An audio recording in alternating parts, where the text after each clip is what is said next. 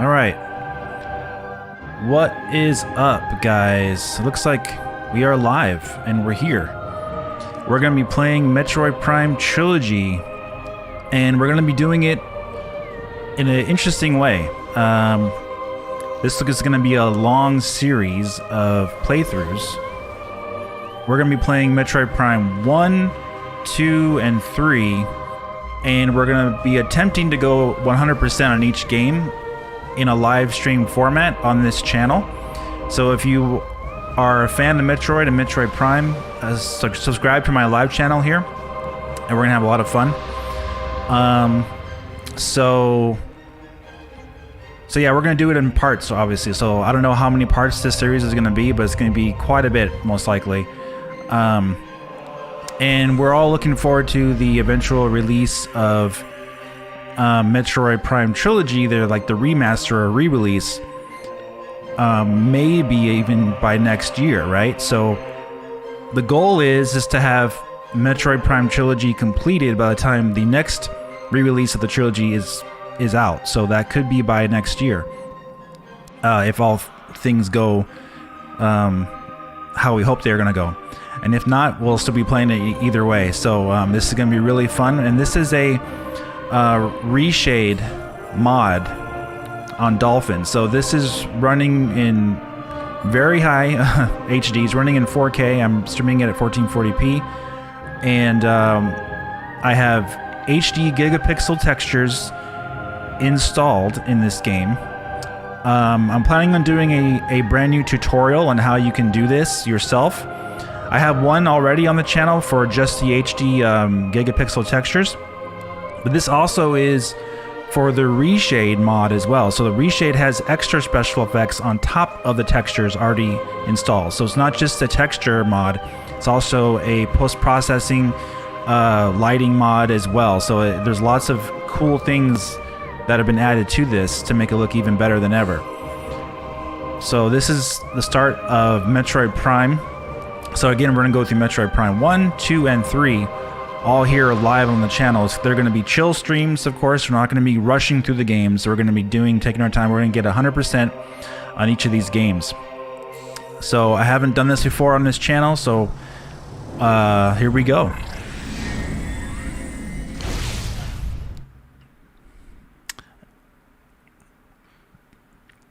It's going to be fun.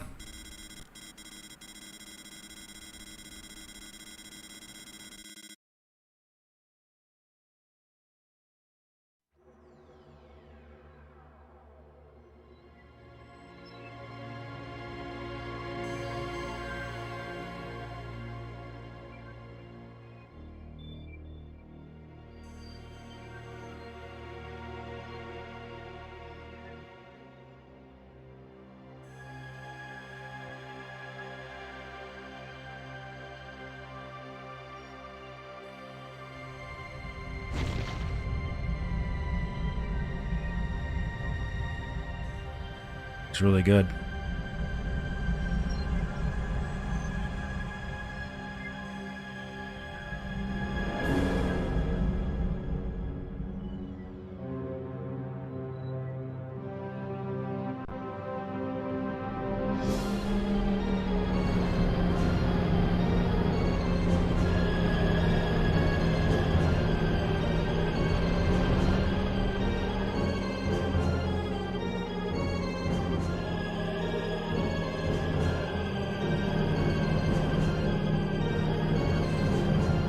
Metroid Prime.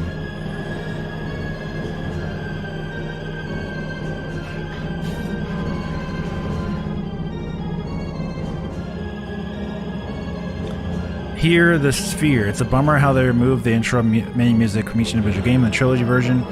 If we do indeed get the Prime Trilogy on Switch, I hope they restore that. Yeah, you're right. The menu music is really cool of the original games. I agree with you. I did a demo of this, all 3 games on the main channel, in a live stream back in, I think it was June, like right before E3. But we're gonna play through the whole game though, so. And that was before I got my 3080 Ti. I was running it on a 1080 Ti, so it looks even better now, actually. Let's see. Let's see. Scan. Scan is I'm using it on the PC, of course.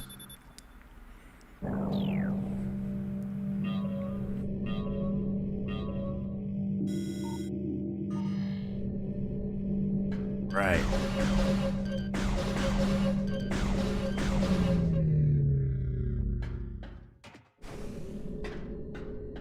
Looks really good.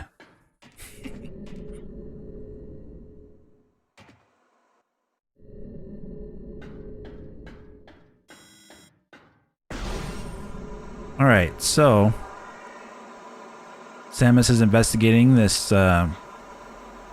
freighter, space pirate ship.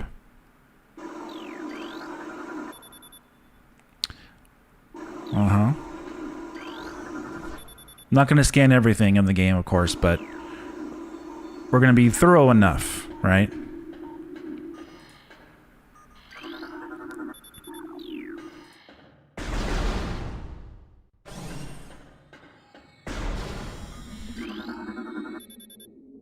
Everything has been HDified, basically. All the font is in HD. The scanning stuff's in HD, everything.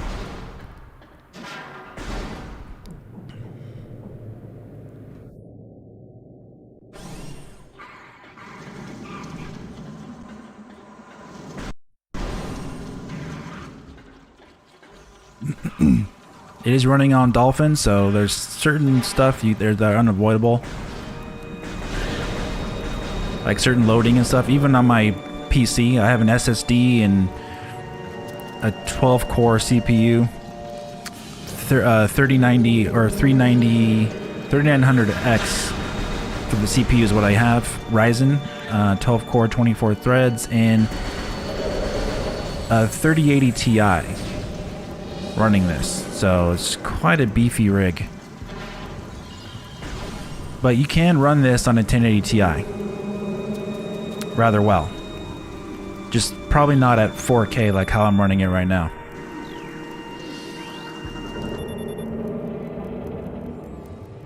Yeah, so they escaped. Obviously this ship was attacked. Death caused by acidic burns to body, chemical type unknown.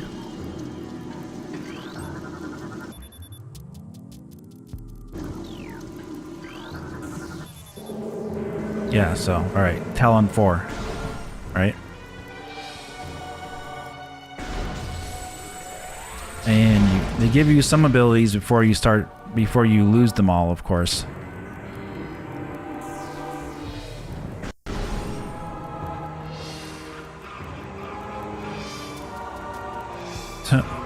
So we just had the Game Awards, right? So what are your guys' thoughts on the Game Awards? A lot of people didn't like the show. I personally didn't think it was a good show myself, but you know, it's one of those things where I think it was overhyped. Pin Todd, welcome.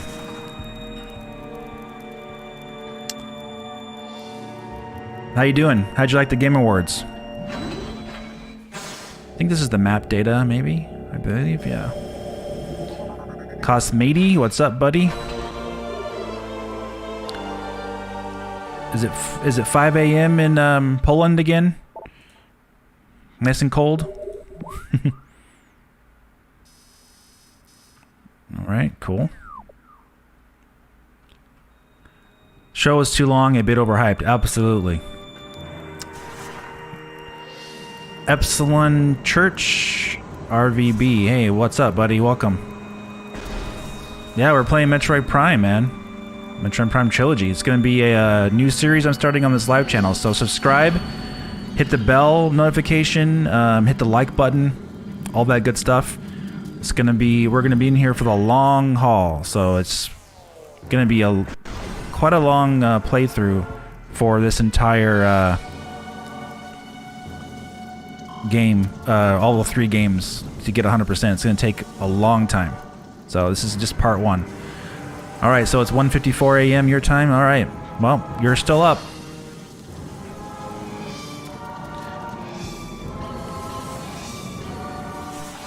I wanted to stream actually yesterday, but I couldn't quite do it, so it's gonna have to be today.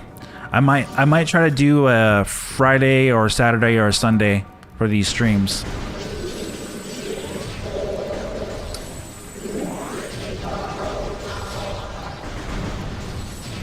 Let's see.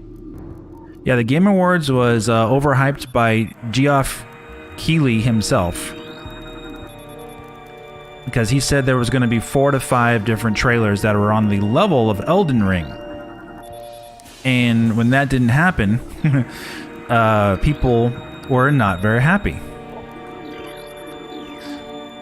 But yeah, look at this. Look how good this looks, guys.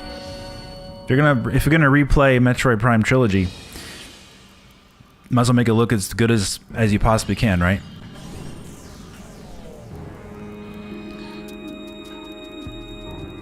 All right.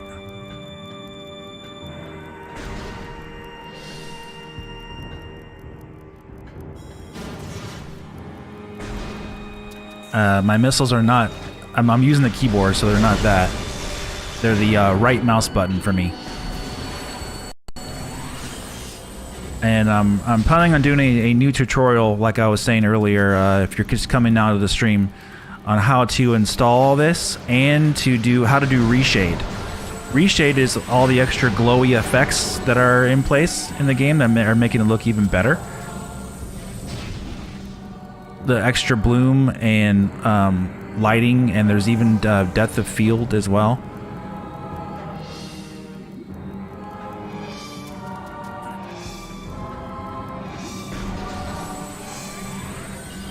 I played Metroid Prime in VR. It's outstanding. Oh wow, I haven't tried that.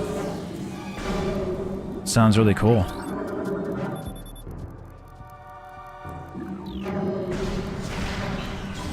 Let's see, can I open this up? Oh, he's gonna break out of there, isn't he?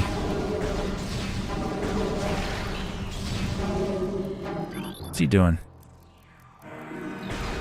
I'm sure he's gonna break out of there like on my way back though, huh?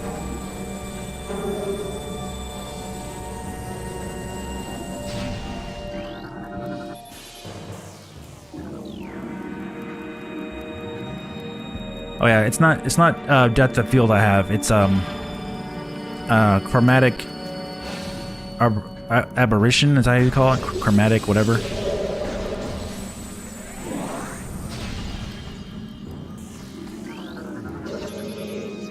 You're excited for Somerville and Suicide Squad?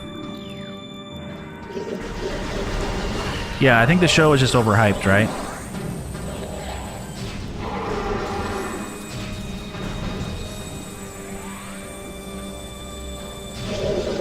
Nothing like super amazing. Lots of games we already knew about. Nothing really brand new shown.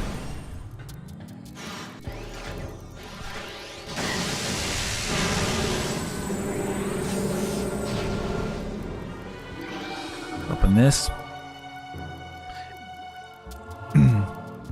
Is there any reason why the energy bar's digits are gone? I think it's just a glitch, I believe, on the font for this game, for the dolphin.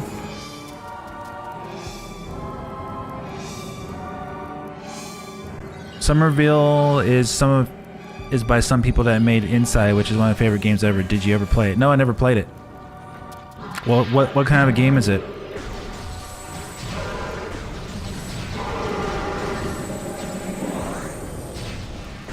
Yeah, see, when I get 100% health, the numbers just disappear. It's okay though.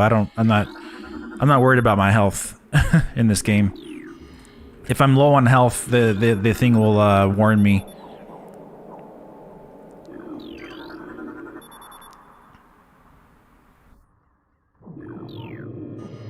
Yeah, where are you at, Pintot? Are you in some other... I forgot where you're at. You must be far away. There we go. Make sure this looks great, but I have a feeling that it will be boring. You talking about the movie, or you're talking about the movie, right? Because that was just the demo they showed.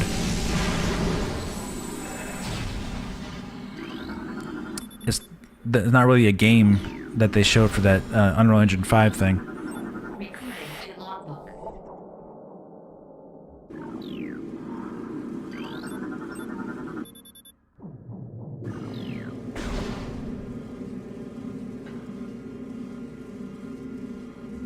I think this is a save room, right? First save room. That's weird because I do remember an older version of the HD pack and the digits were there, but I got an update version. It disappeared. Yeah. You're talking about a game? I don't think they announced a game, really. That was just a demo. That's not actually a game, just to be clear. I did do a live stream of that actually earlier today on my channel. Norway, same time zone as Kostmedi. Oh, so you're like in Poland area, Norway. Yeah. I don't know that area very well. Yeah, must be pretty different out there. Cold, right? Freezing cold.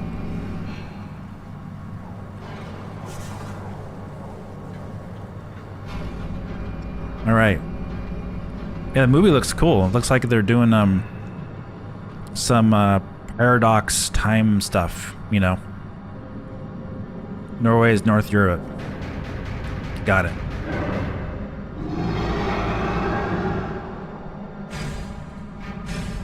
Inside is a 2D horror puzzle platform impeccable sound design, art direction, only a few hours long, but makes a huge impression. Okay.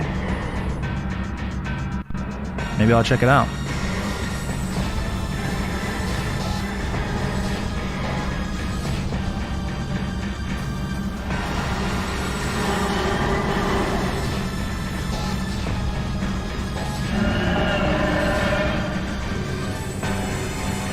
I hold the shift key, and spacebar is my jump button, which is the B button, right?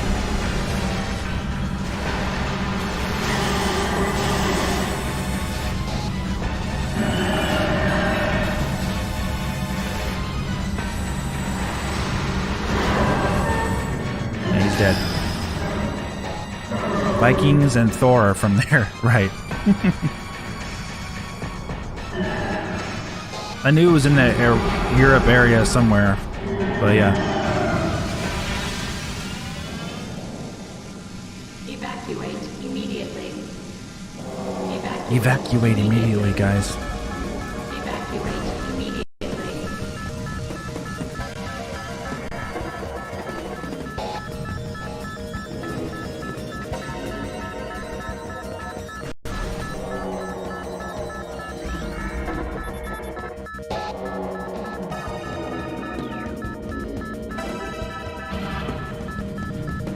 All right.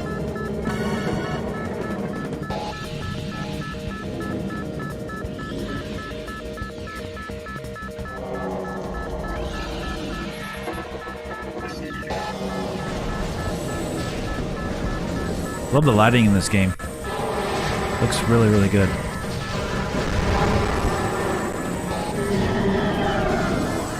He should not be alive, obviously, not still.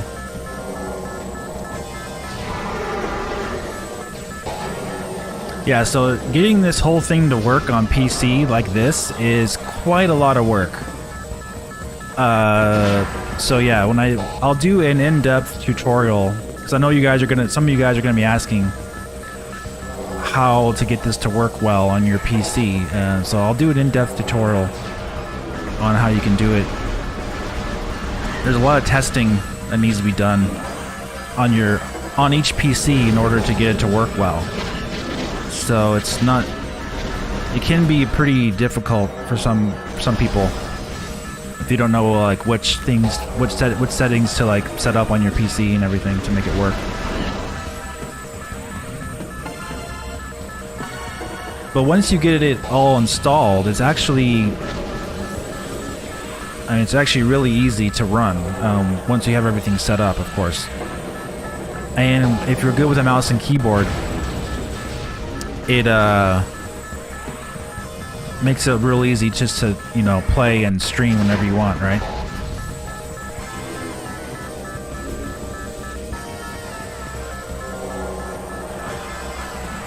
Are you excited for the rumored Prime remake and not the port? I don't. It's even the rumor. Even the rumored is not saying that it's a remake necessarily. It's going to be it's something. It's probably along the lines of Demon Souls. Have you played that on PS5? Where it's actually a remake in terms of graphics, but the same game. So that's what I'm expecting. If it's that. What the heck? I'm getting splattered here by a bunch of these guys. So the best case scenario would be redone graphics from scratch on the new engine. That would probably be the same engine they use for Metroid Prime 4. This would be the best case scenario, in my opinion. And then, but have it be the same game, of course. I don't think they should remake the whole gameplay and everything. That'd be too much effort, unrealistically, for them to do when the game's not broke in the first place. Redone graphics, sure, I could go for that. But they all are focusing on Metroid Prime 4 right now, so I'm not expecting a redo on anything on the gameplay aspect. Graphics, yes.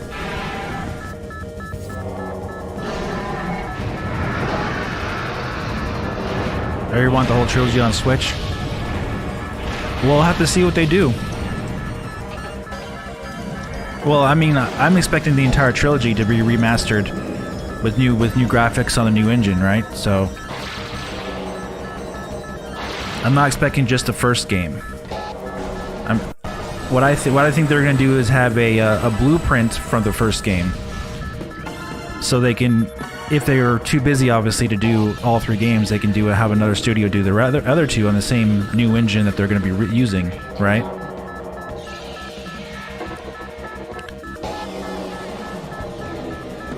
I think that's more likely. It may not be Retro Studios doing the main work on all the ports, but, you know, they'll have another team probably doing them.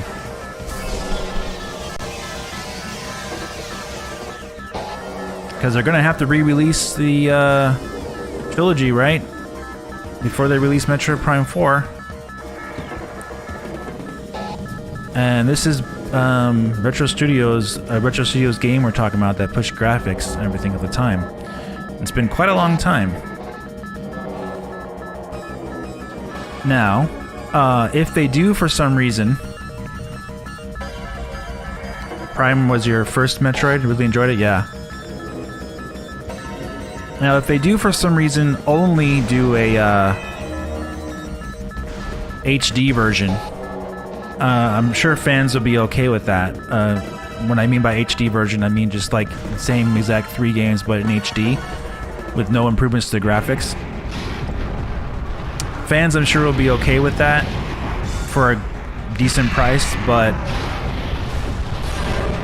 it's Metroid Prime, right? And it pushed graphics at that time for gaming, so you gotta think they'll be doing somewhat of a remaster of sorts.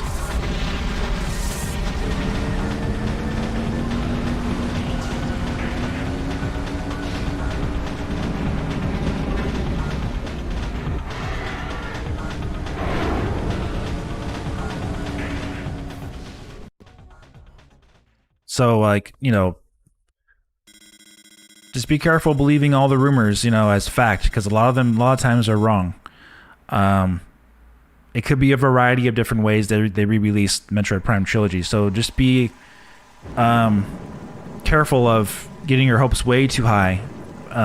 Just bare minimum, I expect an HD re-release with the same, you know, assets at the bare minimum. More than that will be great. So like I think that's a good way of viewing it for you guys who are wanting a Metroid Prime remaster. Just expect HD only and then go up from there as far as your expectations are concerned. Like whatever they put on top from there, great.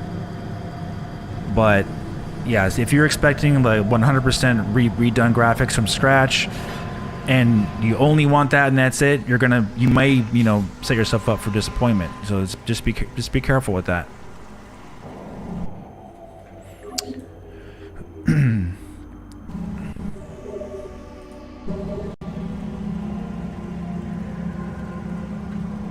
Hype responsibly, yeah. You want it to come, you feel it won't, you don't think they'll have any re-release of the trilogy before they release Metroid Prime 4? I think that's very unlikely. I think they will re-release Metroid Prime trilogy before they release number 4.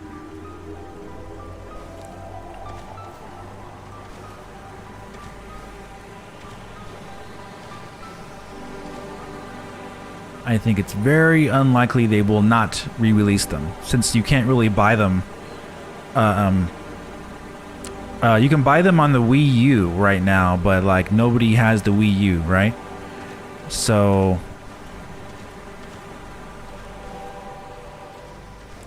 there's that to think about. I want them to be man.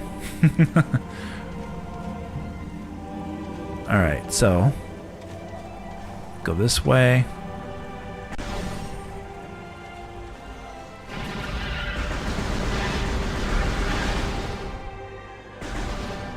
Yeah, this is Nintendo. I will agree. Nintendo is, you know, but they did announce Metroid Prime 4, right? That is a thing.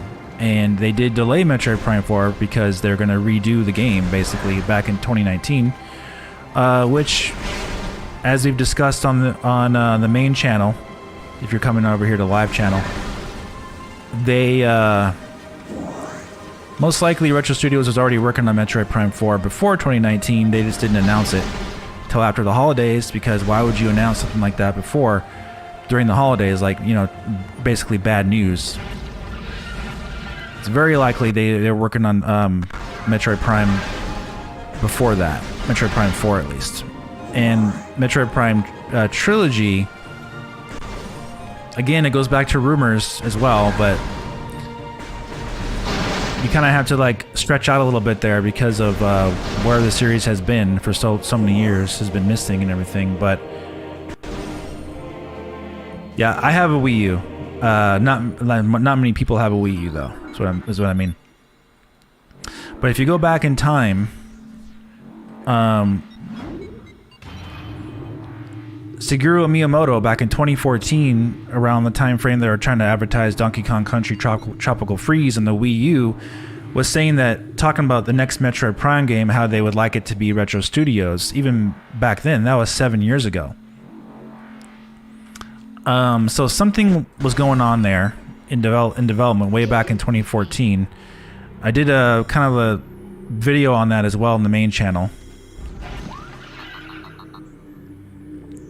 Talking about how they were likely already working on a Metroid Prime game, Metroid Prime 4 even, or maybe even a remaster of the trilogy. It could have been as far back as 2014 where they were getting ideas together for the next Metroid Prime game, because they were probably thinking that Retro Studios was going to be the ones doing it. And even Retro Studios themselves probably assumed they're going to be making a new Metroid Prime game, right? So they likely went back and Nintendo probably, you know, they had plans for the Switch and everything, and then they probably said, you know what, we're gonna have someone else work on Metroid Prime 4. We want to have you work on something else. Right around the 2017 time frame, whenever you know, they announced it back at E3 in 2017, as was rumored on my channel, because we actually rumored it on my channel first, which was pretty cool. But that they were going to announce it at E3, and they did. But so there's lots of weird stuff that was going on back there with Metroid Prime 4, Metroid Prime, the series, all that stuff. And then they said, oh, you know, we're going to have Metroid Prime 4 be done by an in-house studio. They didn't even mention Retro Studios at that time. And so everyone was like, huh, what is going on here? Why are they doing that, right? And I had my concerns about them not going with Retro Studios. And then sure enough, we hear nothing about the game from E3 2017 onwards. Absolutely nothing at all, right? And then it was starting to be rumored, you know, late 2018 that Metroid Prime Trilogy, or early 2018, people were rumoring that Metroid Prime Trilogy was going to be re-released. It was going to be like a remaster of sorts, just like an HD port, pretty much was the rumor. And that they were going to show it at the Game Awards, of course. And that never happened. But people were convinced that they were going to be showing Metroid Prime Trilogy at the Game Awards 2018. Like, convinced beyond all doubt. Which, by the way, all those rumors for Game Awards stuff for Nintendo content, I don't think has ever come true. Like for Metroid, every year there's some kind of rumor that they're going to show something, and it never happens. So take that for what you will. Like this year, people were trying to rumor that there was going to be Xenoblade Chronicles 3 shown at the Game Awards. That didn't happen. They're also trying to rumor that Breath of the Wild 2 was going to be shown, but that was kind of like a more of an assumption kind of thing, that they were going to show Breath of the Wild 2 at the Game Awards. I think everyone felt that they were going to, for some, you know, I did too. I thought they would be a good chance they were going to show it. But of course Nintendo didn't show anything at all, so there you go, right? They didn't show anything at all, I think, last year either. So, but that doesn't mean these games are not ready to show. That just means Nintendo is choosing when they're going to show them to people.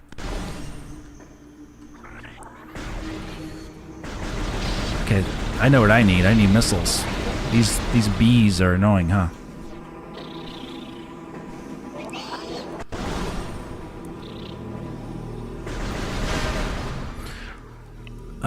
They want new games too. They don't want too many Metroids or Zelda games. It's overdose.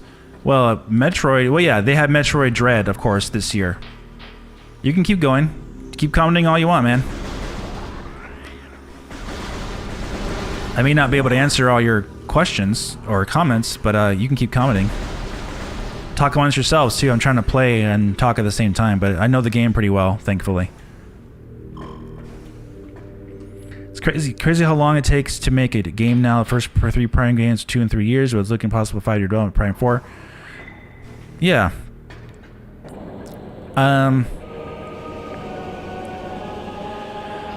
It takes a while.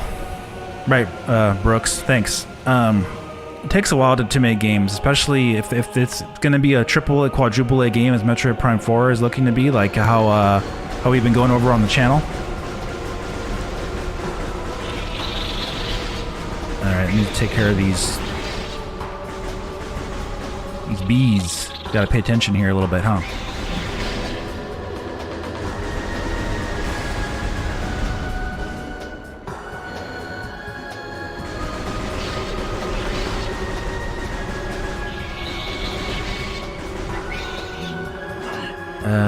Okay. Mr. B.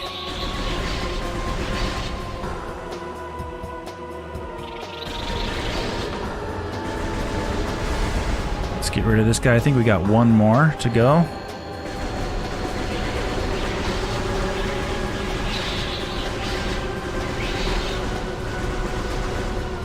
Yeah, Nintendo, that's why I always take rumors with a grain of salt, whether they're coming from somebody that even somebody extremely trusted. Doesn't matter who they are. They're never going to be 100% right, ever. It's just impossible.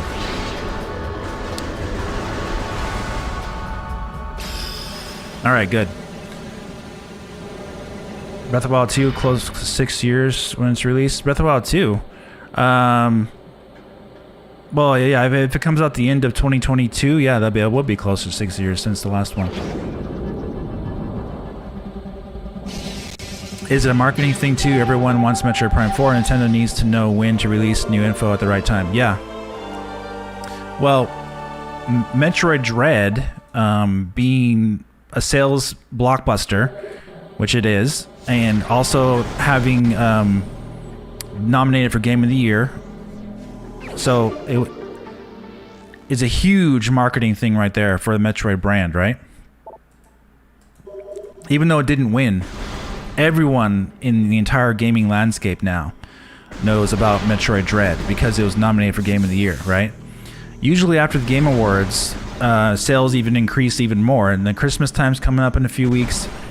So Metroid Dread being a huge success, even though it was technically a different type of game, was extremely vital for the Metroid series to be successful. Metroid Dread, I talked about this in one of my videos too towards the end of it, that Metroid Dread is every bit as much important to Metroid Prime 4 as something like a Fire Emblem, game on 3DS. Like I forgot the name of the Fire Emblem game that really brought it into the forefront, but the Fire Emblem, I think Awakening on 3DS, it was a huge hit for the series, and it brought that series into the limelight on a good-selling console on the 3DS. So what did that do? In turn, that helped Nintendo fund development for Fire Emblem Three Houses on the Nintendo Switch. And that helped Fire Emblem Three Houses be a huge success on the Switch because of the previous success of the past Fire Emblem games. So what do we have now? With Metroid Prime 4, you have a problem, right? Yeah, I'm playing it on Dolphin. You have a problem in the fact that where is Metroid, right? All of a sudden you have Metroid take a huge leave of absence for a very, very long time. And you're like, hey, everybody, we're going to release Metroid Prime 4. Yay! So all the Metroid Prime fans, like you and I, the dedicated fans, were like, wow, this is awesome. Metroid Prime 4 is coming. Oh my gosh. I can't believe it, and there was a huge excitement to that announcement. But the problem is that the actual, even though you saw all those reaction videos online in 2017, the actual dedicated fan base to Metroid Prime at that time was only maybe 2 million max, right? So like, even though there's maybe hundreds of reaction videos of Metroid Prime 4 in 2017, it may seem like everyone's excited about this game, but in reality, it's only a small portion of people. It's just that those small portion of people just happen to have, like thousands of followers on their YouTube channels and things like that, right? But that doesn't equal sales numbers. When you think about how a game can sell, there's so much more involved in that than just a trailer being watched by people. The game has to actually be good. It has to actually be marketed. And that costs millions and millions of dollars, and it has to have really good review scores on top of it. It needs to have lead up time. It has to have hype. It has to have more trailers. It has to have gameplay shown. So for Nintendo to do that for Metroid Prime 4 is a tall task if they don't have something else to help boost the game up beforehand. So if you think that Metroid Dread is not related at all to Metroid Prime 4 coming in the next couple years, then you're kidding yourself, because it definitely is. Metroid Dread is going to help propel sales of Metroid Prime 4 like you would never believe, before. Like it's going to help it a lot because of the Metroid brand name, just the fact that it's a Metroid. Now that people are Metroid fans all of a sudden, like if you follow Nintendcade, what was it, Danny and Evelyn, right? Evelyn never played Metroid Prime before, or any Metroid Dread game, Metroid Dread. So she beat the game on her channel live, and now she's a Metroid fan. Actually, I think I'm gonna go down here first.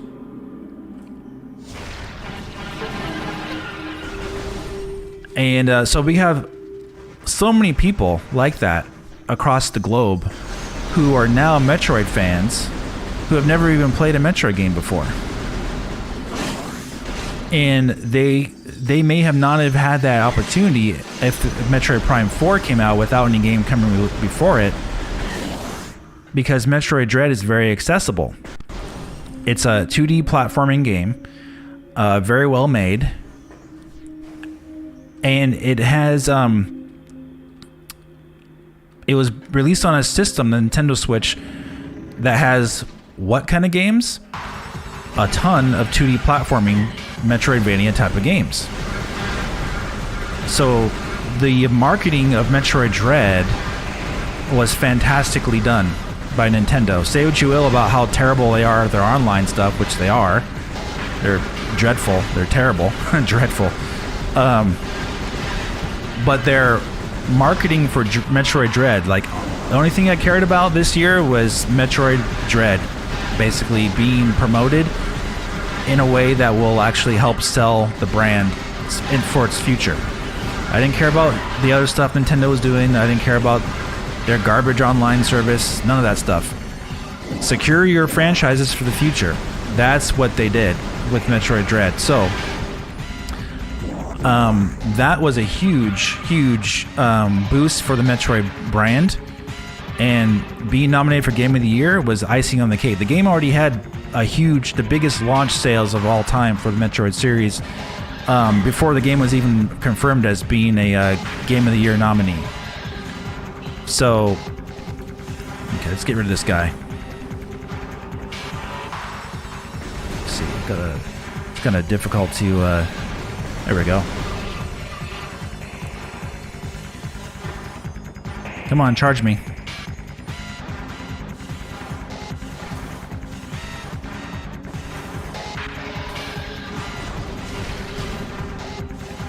But yeah, it's kind of difficult for, like I said, a game like Metroid to just come back out of nowhere after it's been gone for so long, and to have, games that have not been really well received for Metroid, like Metroid Prime Federation Force, Metroid Other M, at the same time. So, it's just one of those things. All right, it wants me to get him the old-fashioned way. Missiles keep bouncing off this guy.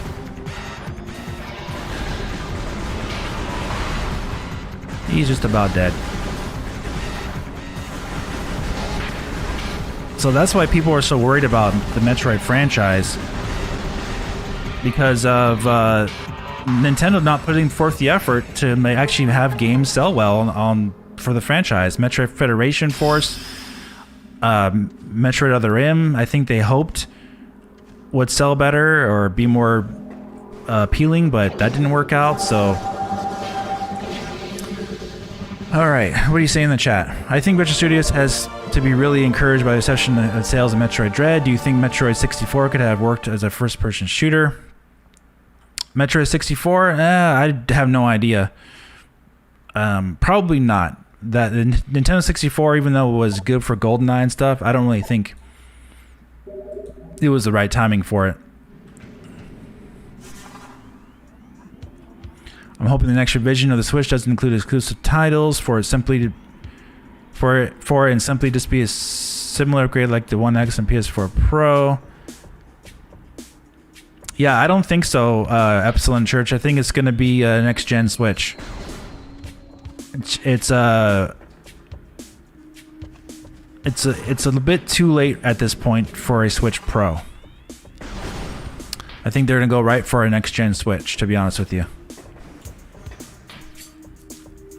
But I wouldn't worry about the current Switch though, because if you look at the PlayStation 4, it hasn't gone anywhere. It's still getting support, despite the PlayStation 5 already been out for a year, and it's going to go into its second year now. So I don't think a Switch Pro is going to happen.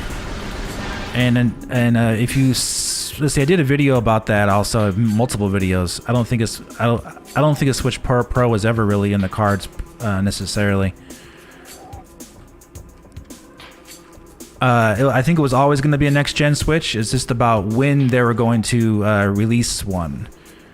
Because with a mobile console like the Nintendo Switch, they could have released a next-gen Switch in 2020 because it's a mobile device, but they didn't have to call it a next-gen Switch. They could have released it then, and it would have been just fine because mobile devices get upgraded all the time. And what I mean by next gen, I mean next gen in like performance, right? So basically, when you're dealing with mobile consoles, they get upgraded every year. So every year, a next gen version of a mobile device is released. Like with Apple, for example. Every year they release their next gen iPhone. Or next gen iPad. And you can say, well, Nintendo, Nintendo, but it doesn't matter. Like with a mobile device and Nintendo, with how they name things, all they're gonna care about going forward is getting the games necessary to run on their system, and having the technology to run those games is going to be what drives them to upgrade their console to something better. Like if you see the actually, I don't want to go in there just yet. If you see my that Unreal Engine 5 demo I have on this live channel that I played earlier today, that's not possible to run on even the PlayStation 4. So, and that's like the future. That's actually like really useful for open world games. That's going to be the future of open world games, and Nintendo's not going to get those games because they don't have a new console. But of course, they're going to have a new console. So it's one of those things. There's a reason why Nintendo didn't stay with the Nintendo Wii, right? They could have made the Nintendo Switch have the same exact horsepower as the Wii, and basically GameCube graphics, and gone from there, right? But they didn't do that. They actually upgraded it just barely enough, right, to get some ports, even though it's a mobile console. So the same with their next Switch, which I do believe, like I said, it's going to be a next-gen Switch. It's not going to be as powerful or anything as a PS5 or Xbox Series X. No, we know that. It's more about ballpark, like good enough to get games to run on it that are going to be using Unreal Engine 5. Even though technically the Switch is compatible with Unreal Engine 5, it doesn't mean it's going to have its feature set. Hey, Sean. Like, just because engines can run on consoles doesn't mean that they can actually run all their features that they have. Like, if you look at that Unreal Engine 5 demo that I played earlier today on this live channel, the Switch can't run that. So, like, that's basically where development's going for games. So, it's just one of those things. It's evolution. That's just how it is for game development. Evolution in games, the same applies for Nintendo. Plus, it just makes life easier for Nintendo and their developers to have a console that can run games at higher fidelity, better frame rates, bigger worlds, all that good stuff. Better, frame rates for Zelda, better draw distance for Zelda, Breath of the Wild, that type of stuff. There's no downside of having a more powerful console. I think I talked about this before too. Like, the reason why Nintendo 64 failed had nothing to do with it being the most powerful console. People argue like, oh, Nintendo, they shouldn't go for power, you know, but like it's not about them going for power. It's that for an N64, it was about them going for cartridges that killed them. If they had a CD drive in the N64, they would have still had Final Fantasy VII. They would have got all the games from the developers, and it probably would have sold something similar to what the PlayStation 1 sold, which was over 100 million consoles. Because it certainly had the graphics, right? But it didn't have the games because developers stopped supporting Nintendo 64 because the cartridges just weren't enough. It had nothing to do with the N64's horsepower at all. Nothing. So I think people get that confused. Making a powerful console, sure, it costs money. It raises the price of the console. But that's not why Nintendo failed, even with the GameCube as well. The GameCube, yeah, they made a console that was similar spec to the PS2 and Xbox, but the GameCube sold less because it didn't offer anything new besides that, and it also had a storage issue. Let's see, I need to scan these.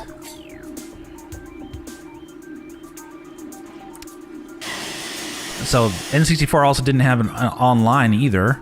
So all those, GameCube didn't have online. So all those things kind of contributed to it selling less and just being more of a Me Too console at the time, even though it did have some amazing games, and it sold just a hair less than the original Xbox.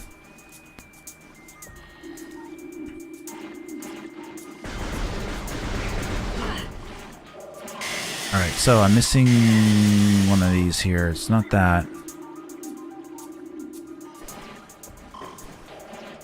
Pay attention.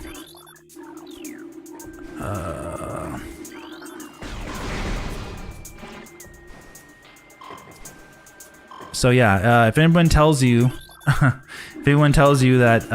Nintendo can't make a decent spec console because that's just not what they do, it's not true.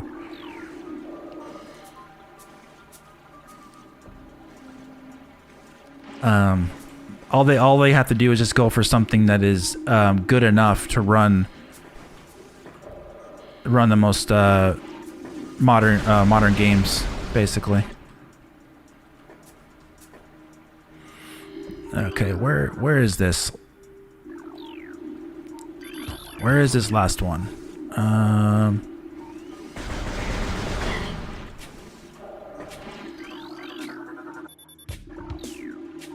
Might be right here, huh? Let me see.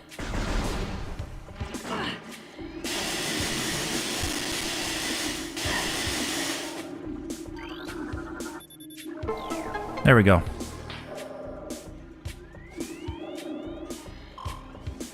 Yeah, well, I mean, the GameCube I don't consider necessarily a failure. It just didn't sell.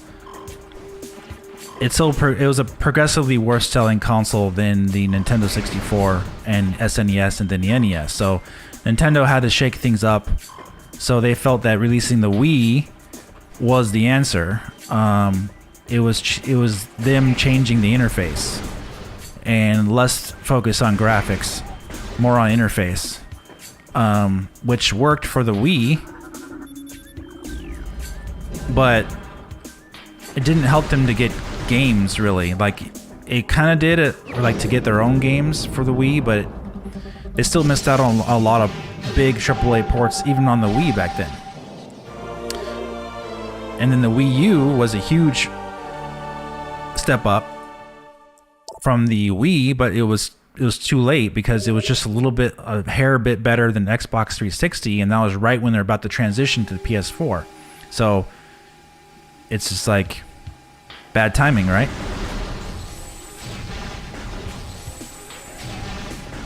And the Nintendo Switch is just a little bit better than the Wii U. And here we are, right? Nintendo is back in that same position of not getting games because of not having a system that's powerful enough to get it.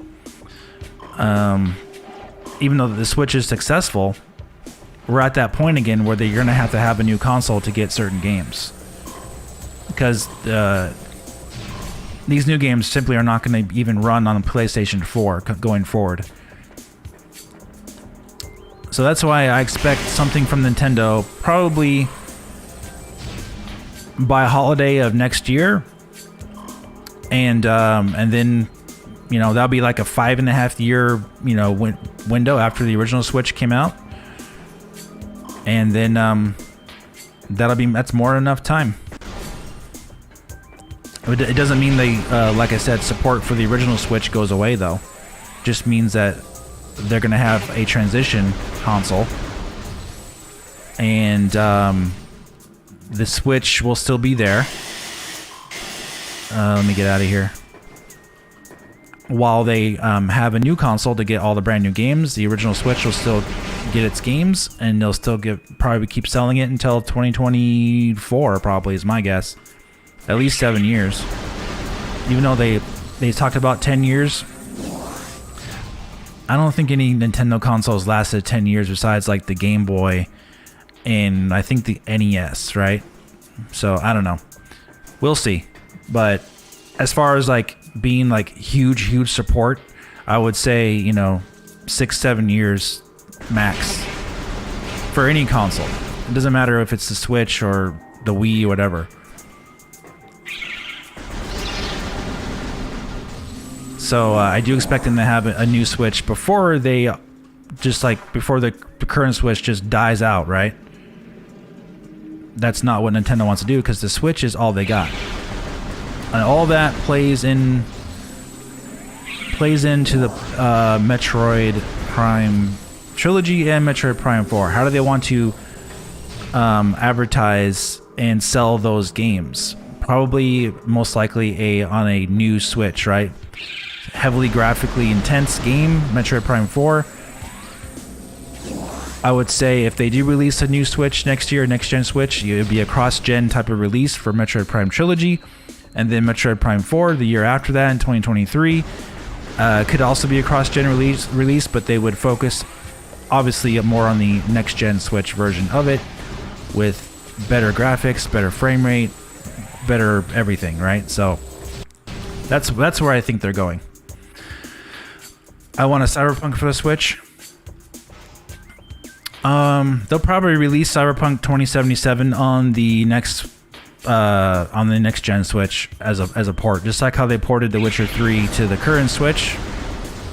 It was like it came out a couple years late, but it did come out. I do think they'll need a new Switch to run that game if they do get Cyberpunk 2077. People hate on that game, but honestly, that game is not that. The game is pretty good.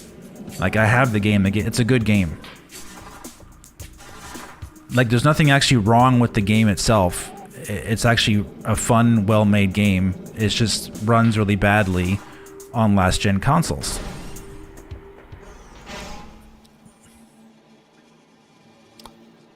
But yeah, there are better games than Cyberpunk 2077. It was overhyped. Yeah, it's not like a bad game by any means.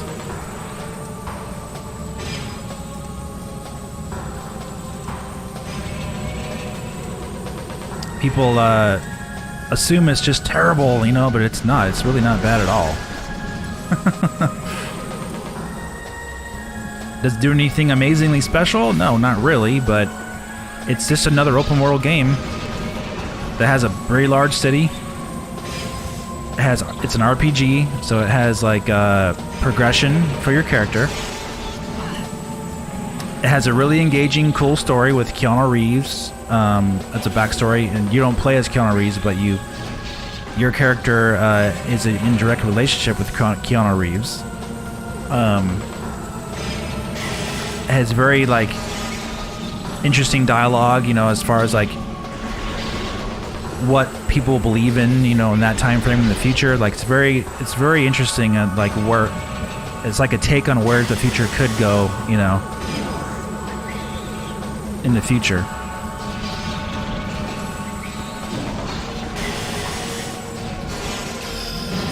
Right. Now I'm gonna get the, I think, what, the bomb? Yeah.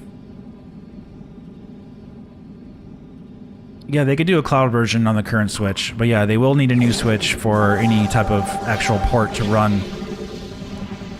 I mean, just look at the Xbox, the poor Xbox One can barely even run Cyberpunk 2077. It's like goes down to like 14 frames per second. It freezes. It's just horrible. So yeah, there's no point of releasing a Cyberpunk on the Switch, the current Switch. Wait till all the patches are done. They're gonna have the next gen version released in 2022, and that would be a perfect timing to have a next gen Switch release as well. It fits right in line with Nintendo's own timing for releasing new consoles too. Wow, that was kind of cool. The lighting. Alright, let's go in here and...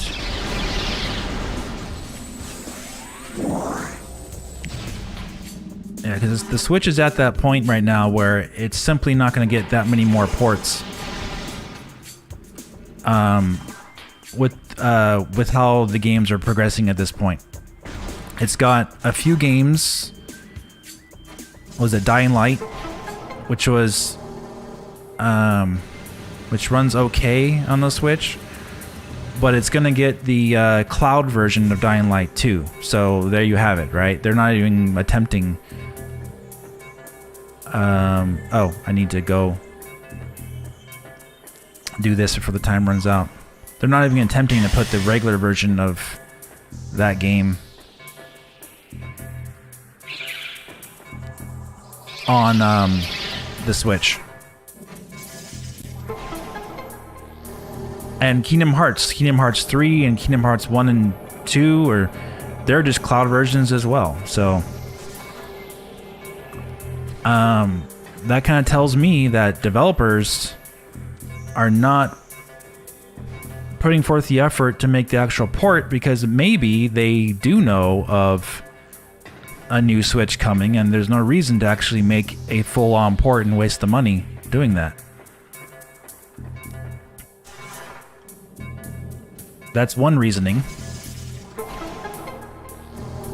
Like Square Enix, they know they'll make a way more money if they actually sold Kingdom Hearts 3 itself, the actual real Kingdom Hearts 3 on the Switch.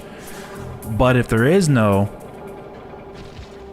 if there is a next-gen Switch coming, like in the next year or so, then there's no point to put forth all the development hours to make a Kingdom Hearts 3 run on the current Switch if they can just sell it as an easy port on a new Switch, you see? So there's some interesting things going on there with these cloud versions. I think developers are just basically going to do that for games that can't run on the current Switch. They know they're not going to sell, obviously, but at least they'll have representation on the current Switch while they port their new games to this new Switch coming.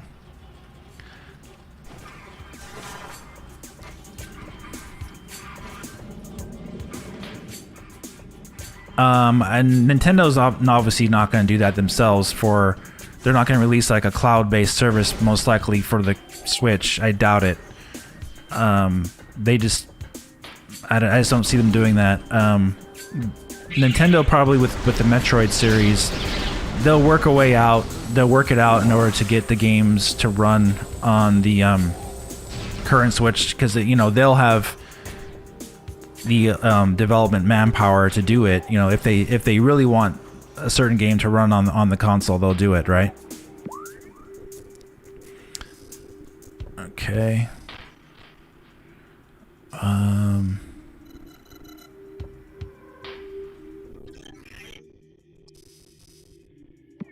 All right.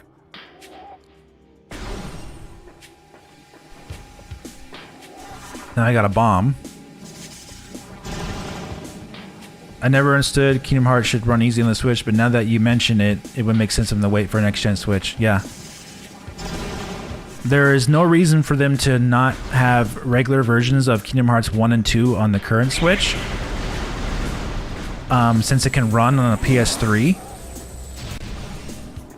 unless the money aspect was involved, and they're basically saying like, you know, hey, why would we even waste money porting these games to the Switch, wherein we can just advertise them as next-gen ports, or advertise them as enhanced ports on a new Switch in the next year or so. That would be the only reason not to release at least those games in physical form on the current Switch. Kingdom Hearts 3, you know, doesn't... more complicated. Maybe that couldn't run on the current Switch, but 1 and 2 definitely could. So you gotta think about that. Have a great night, man. Keep up the Metroid Prime 4 and your Switch console videos up. All right, buddy. Have a good night, Brooks.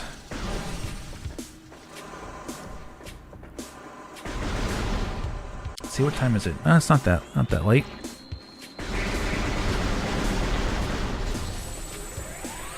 All right, so now I need to. Now that I have a bomb, I can go up here.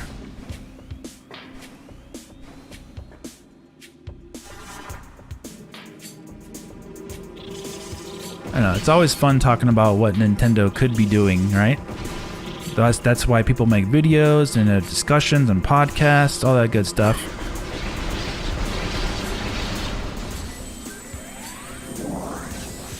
And we already know that Nintendo is working on lots of stuff. It's all about them being ready to announce it, right?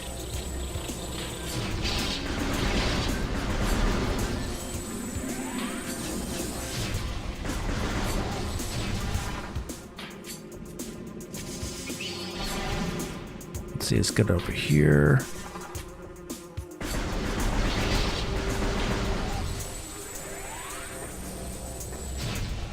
What I need to do though is, let's see,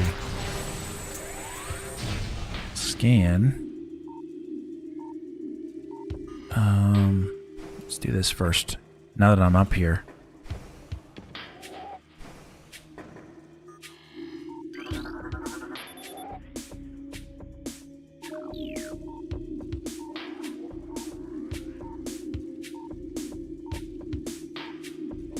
It's too far away.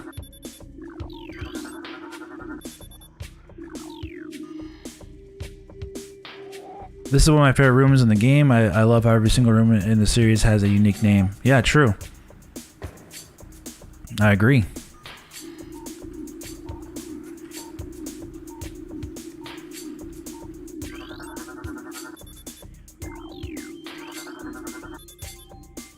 Okay, there that is.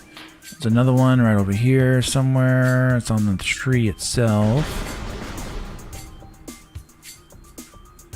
One down here too. Let me see.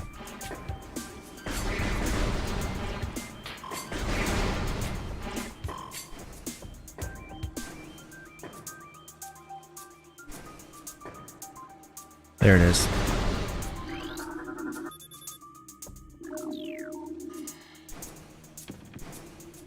Yeah, this is like the king of atmospheric games here, right here. There we go.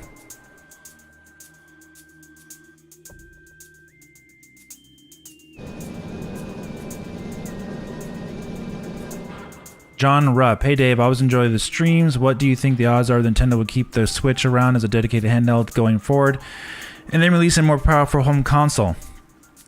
I think that's a excellent chance of happening. But I think it's going to be, I think what they will do is focus on the hybrid, portable aspect of a next-gen Switch and release a home console like dock only type of Switch, like where it's like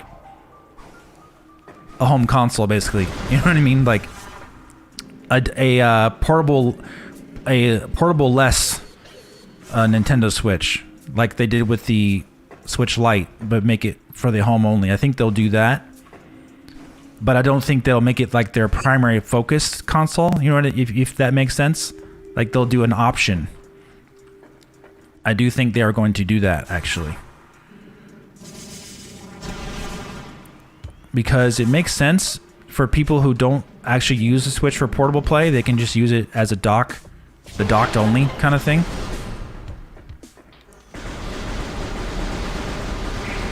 because I don't use the Switch for portable play much. I would say 95% of the time I'm playing it docked. Are you playing on the Wii U? The graphics look better in this stream. No, this is the Dolphin. I'm playing Dolphin with HD textures, gigapixel textures, which are AI enhanced.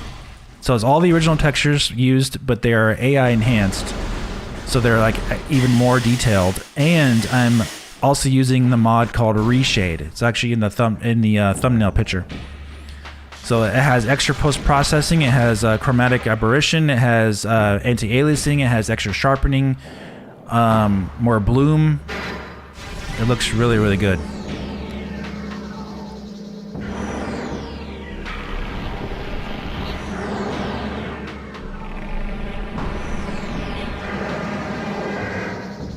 This is part 1 of our new series I'm starting on this channel.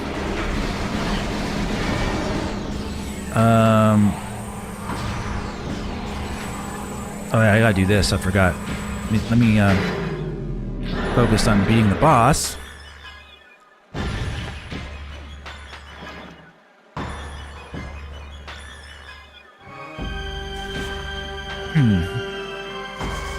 Blow that up. Make him feel the pain of the sun.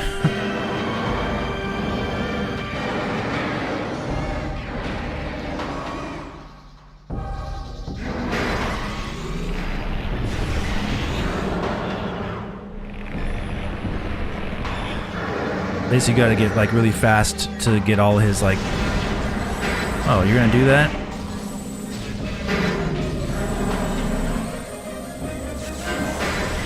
All right, so he did put that up. Shoot him a bit. All right, there we go.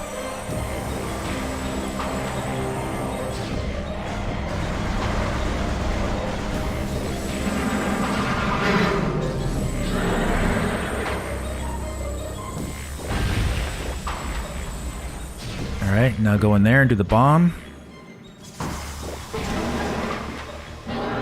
Hey, Elam in the mix, I think that's how you say your name. Thanks, man. Look forward to when you do Prime Corruption. It's gonna be a while. We're gonna do them in order, so we're gonna do Metroid Prime 1 and Metroid Prime 2, then Metroid Prime 3. Metroid Prime 3 would be the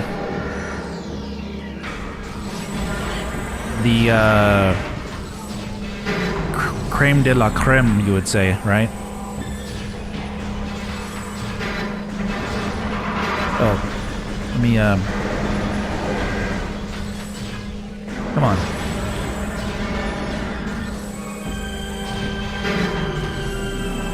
Metroid Prime 3 is not my favorite of the series. It's, probably my least favorite. But, it is very, very good, of course. Best looking game as well of the series.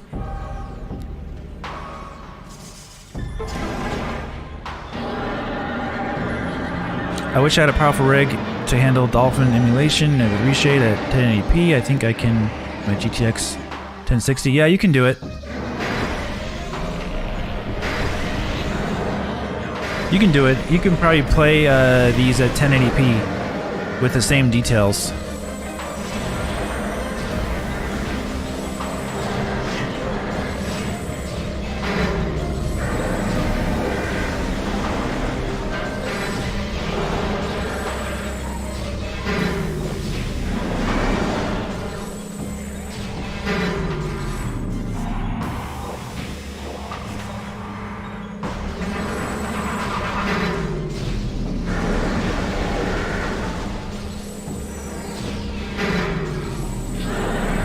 Alright, did that do it? This should kill him. Yeah. He's pretty easy. So yeah, I'm running this at 4K, but I have a 3080 Ti, right? So I'm actually running it beyond 4K on the Dolphin. I enjoyed your in-depth review of Prime 2. Do you have any plans to do that with 1 and 3 as well? Maybe. I might just wait till they do the trilogy, you know, the remastered remake trilogy, because that's gonna be a huge thing. We'll see what I do, right? I'm open to, you know, changing plans here and there. It's not like something set in stone. We shall see.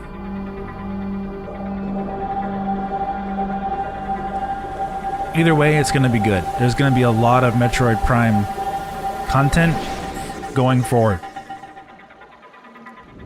We're going to be getting probably information about the trilogy next year. Because Nintendo wants to keep the streak going, right? They have a hot streak already in place with Metroid Dread. There's not going to be another 2D Metroid game prior for a few more years because they just released Dread, but guess what they have waiting in the pike, right? They have Metroid Prime 4, but before they can get to Metroid Prime 4, what do they got to do? Release Metroid Prime Trilogy. So, Metroid Dread in 2021. What do you think they're going to do in 2022? Metroid Prime Trilogy, probably. What are you going to think they're going to do in 2023? Metroid Prime 4, probably. What do you think they're going to do in 2024? Metroid Dread 2? Metroid 6? Probably. So yeah, we got... As far as marketing is concerned, Nintendo can easily have all those things planned out. Just like that. So I think we have a ton of things to cover in the world of Metroid. So Metroid's definitely going to be a hot commodity for the next 3 to 4 years at least. Let's see, can I get through here?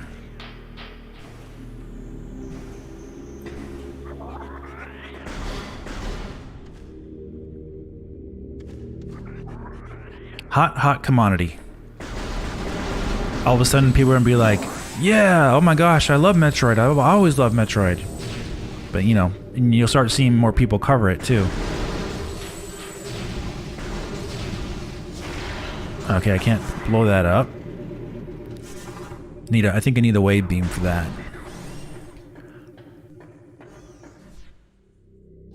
Okay, let's fall down here.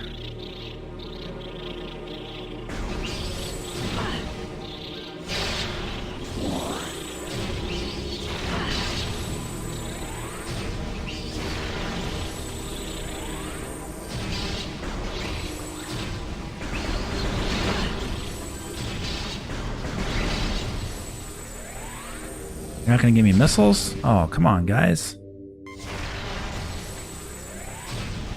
I need to get more missile upgrades. Hey, Chozo.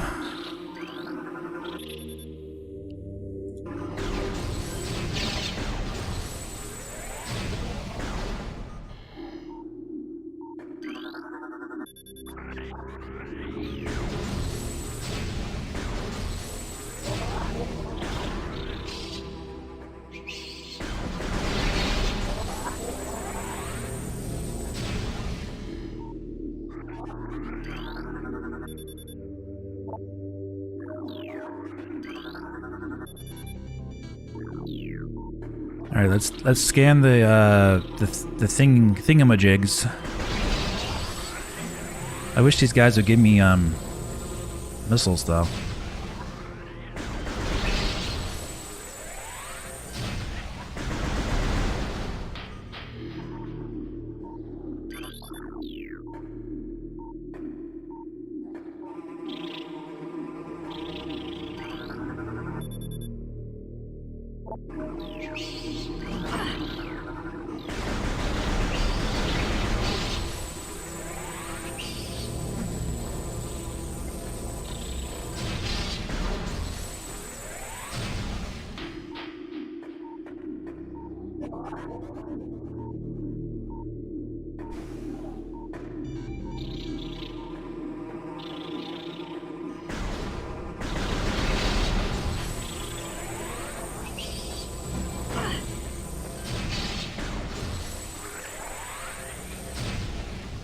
Let's see, it might be up. Is it up there? Did I miss it up there somewhere?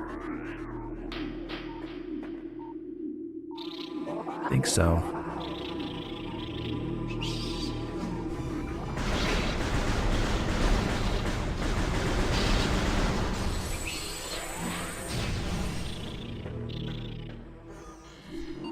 see something.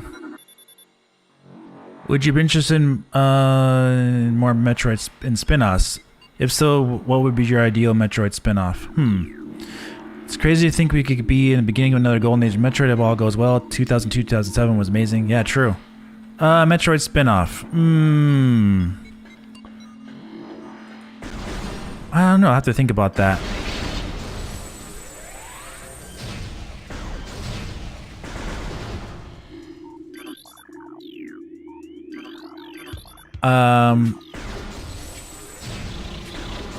Yeah, I think I have to blow this up. And that will reveal the rest of the things to scan. So I think I'll come back here.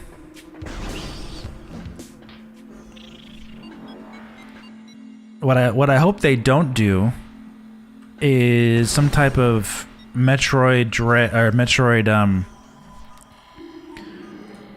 crossover game where they like crossed over Star Fox with Samus or something. I hope they don't do that. I don't think that would help Metroid or Star Fox, really. Because there was like rumors years and years ago of a Metroid and Star Fox spin-off game, like that would be like a crossover game. I wouldn't want them to do that, just for fear that they would ruin both of the lore for both of their series. Get a drink here. So I hope not.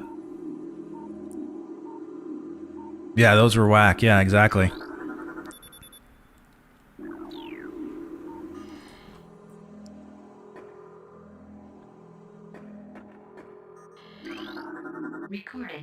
Metroid F-Zero? No, I wouldn't want that either.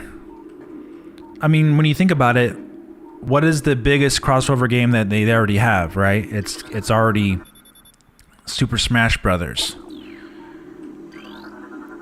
So I hope they don't do anything like that. Let's open this up.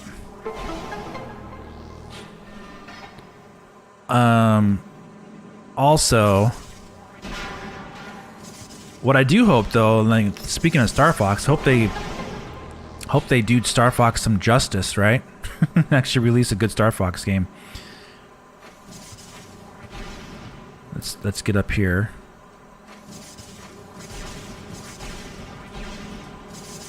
Okay.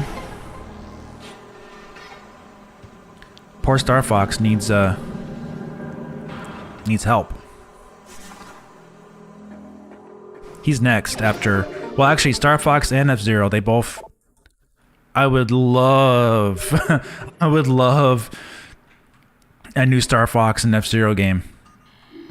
But if it's a traditional... If it's like taking the series back to its roots and no more like... No spin-off stuff. It needs like a legit like revitalized game for both of those series. It needs like a legit Star Fox game, on rails shooting, awesome bosses, awesome dogfights, huge bosses to fight, all that kind of stuff. Just like traditional awesome Star Fox. And they also need a traditional awesome F-Zero game, brand new overhaul graphics, new tracks, new racers. Continue the story with Captain Falcon, because Captain Falcon is really actually a really good character that has gone underutilized, right? All right, so let's go back.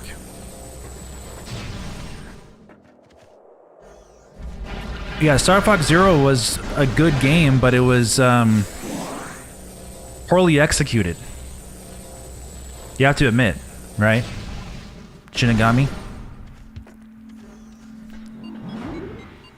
I would say it was a good game, but it was poorly executed in the fact where it did no help at all to the Star Fox franchise to sell any copies of it. Extremely unaccessible to the gamer. Having to look at the gamepad and then at the screen on a game like that, really poorly executed by Nintendo. And on top of it, released on the Wii U when the Wii U was completely dead, in close to mid 2016. So they need like a traditional Star Fox with, you know, you just use one screen, have it released on a hot selling console. Like the Switch could easily have like a really cool like Star Fox game if they really wanted to have it, you know.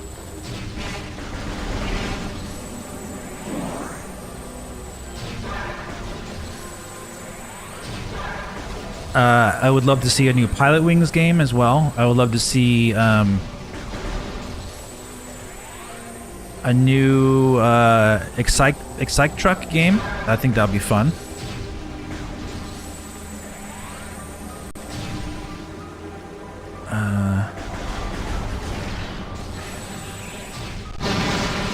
A new Punch-Out game would be awesome. All these games are not even on the Switch, by the way. They don't have anything like that. It's all like it's all been like the big heavy hitter games.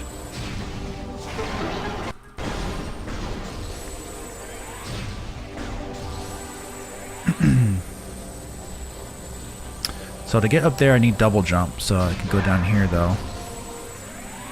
Yeah, Pilot Wings would be really cool, huh? What else? I would love to see. Like I don't need a new Xenoblade game right now. Xenoblade Chronicles X2 I would love to see, but I don't need it. Like I think they need to like really focus on revitalizing their core franchises that have gone forgotten about. If they can do it with Metroid, they certainly can do it with Star Fox and F-Zero as well. Released an HD version of F-Zero GX on the Switch. Sell it for $29.99. That thing could sell 1 million copies. Basically, it's easy money, right, for them. They could help fund the next F-Zero game.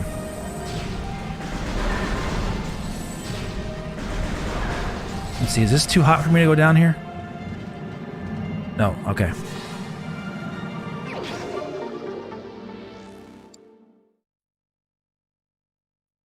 Yeah, Excite Truck was really fun. It was a great game. I would love to see like an Excite Truck too. Not Excite Bots, Excite Truck. Eternal Darkness also. Hey, that's a really big one right there.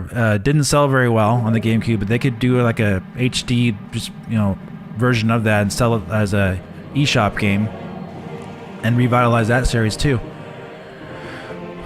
Pilot Wings Unreal Engine 5 would be amazing. Yeah, Punch-Out speedruns on GDQ. Let's see, is this, let me go take a look here. Yeah, let's go back.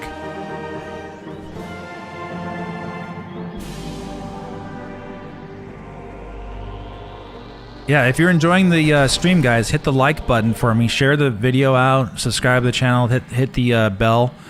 I think we're at like 100, almost 130 subs on this channel. But I only had like 70 subs last week, so we're slowly growing. I'm gonna add more incentives to subscribe on from the main channel too. Maybe some more giveaways and stuff.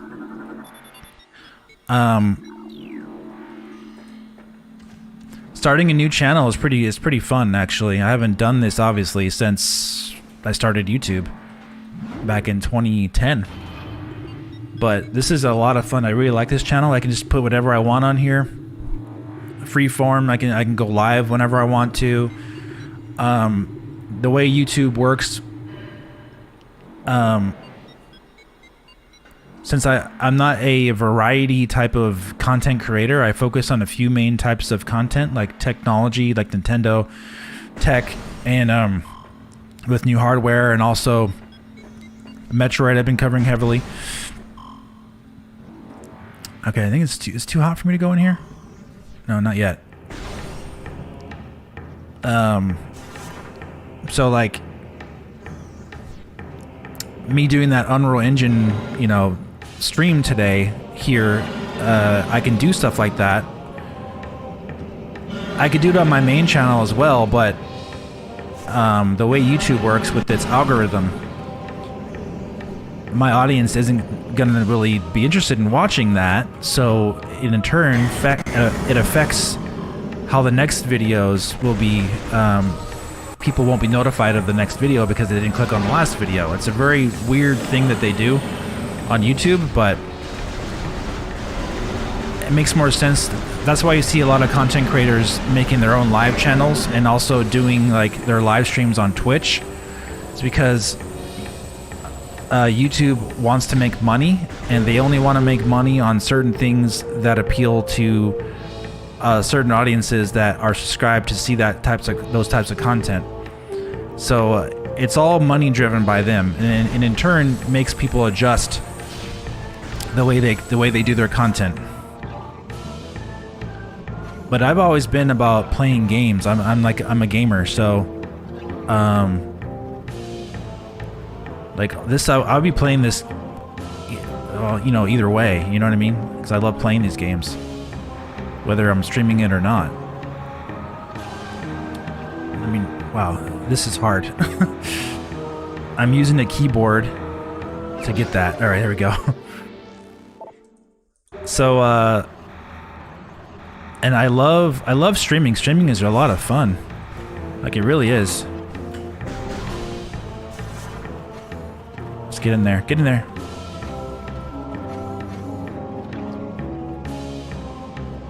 Streaming and interacting with you guys and having like being able to play games like this is really, really cool, you know?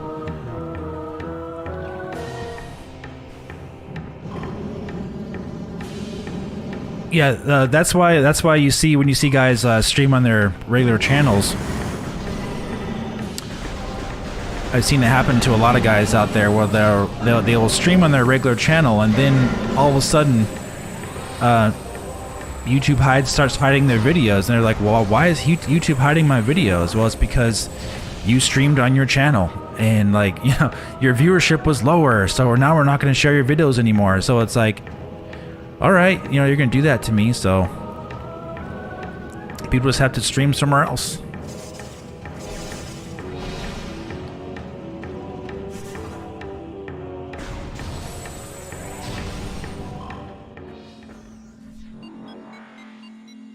So it's like, you know, if I want to play a PlayStation 5 game,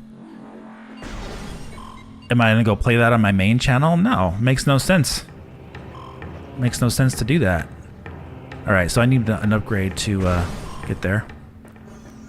But I can play a PlayStation 5 game on this channel.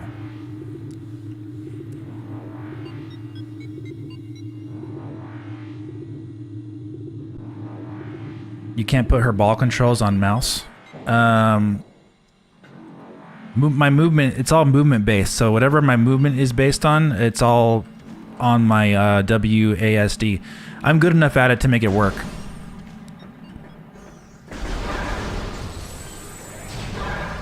I've been able to play through all the Metroid games, Metroid Prime games, by using this. It's just a little bit more difficult for certain little like ball movements.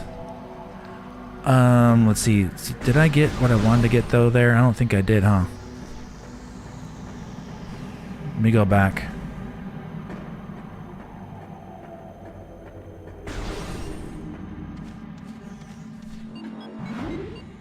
Let me try it again.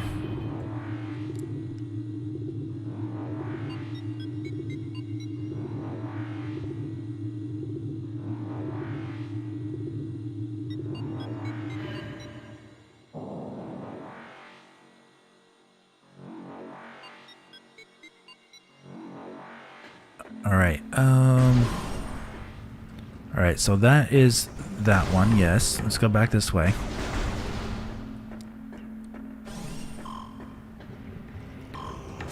Yeah, I did that. Let me go back.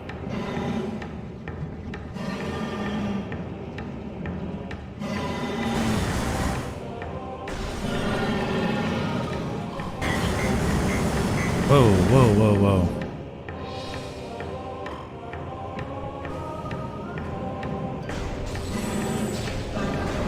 Part's so cool though, right?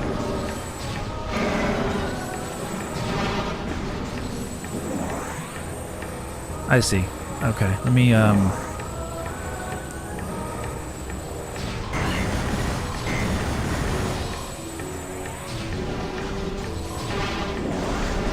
easy to get turned around.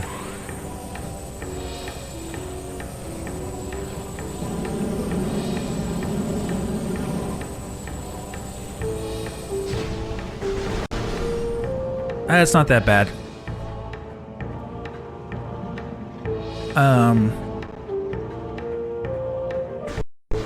I probably could try that though, but I'm not going to worry about it right now. I can make it work just fine. Yeah, I just made one little. I just went one wrong turn and it took me back to the other side, and I wasn't paying attention. It's easy to do that in this game if you're talking about other things too.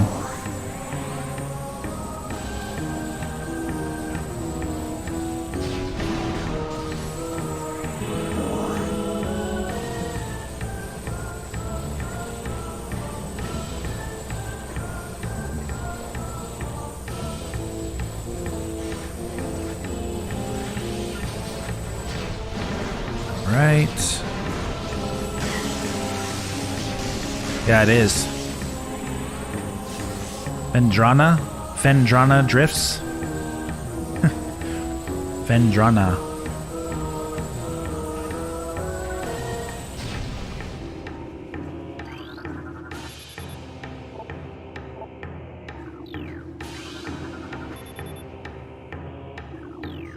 Yeah. It's a very cold area for sure. So I need double jump, and I think I'll get that soon.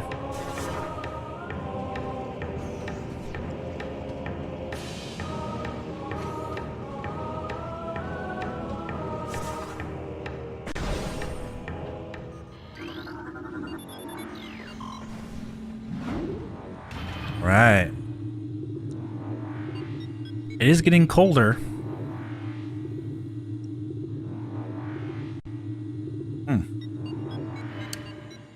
This is tasty. Trying this new flavor of my Bang drink. I like to drink.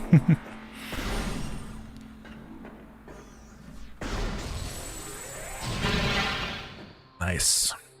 It's crazy how cold it is. Yeah, it manages to make you feel warm somehow.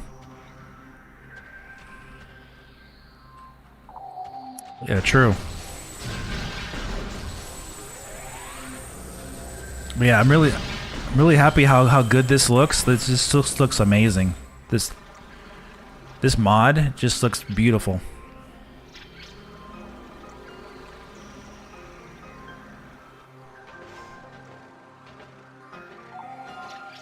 Uh-oh, I think I have my green screen showing something here. Hold on one second. I didn't even notice that. Let me see if I can... Oh, I see. Okay, you can't really see it on your screen.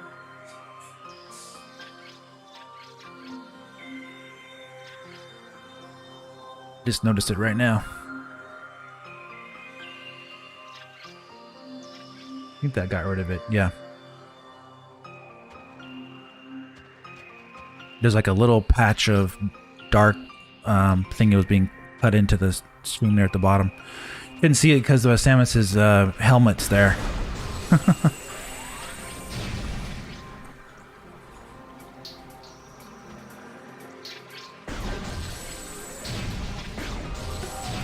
See this? Yeah, with that. Okay. I know, it's beautiful, huh?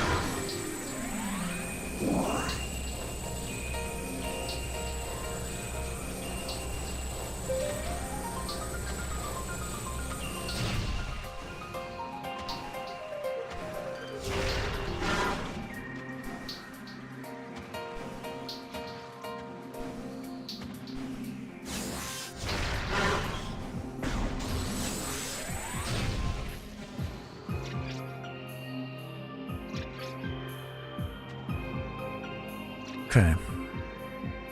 Actually, I should go down here, save, quick.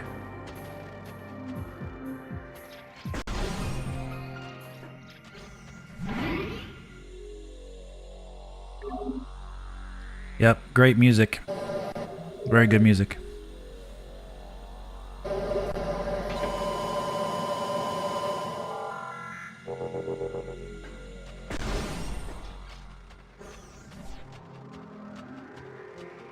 You can shoot these like bird things up here too.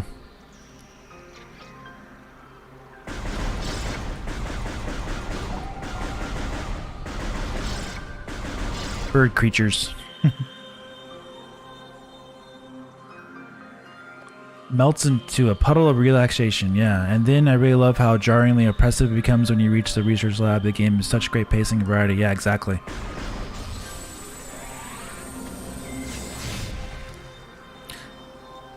This is one of the best snow levels I've ever played in. Interesting how there isn't really much snowfall though. It's like all icy. But I imagine they'll add more to that in the remake remaster version of it.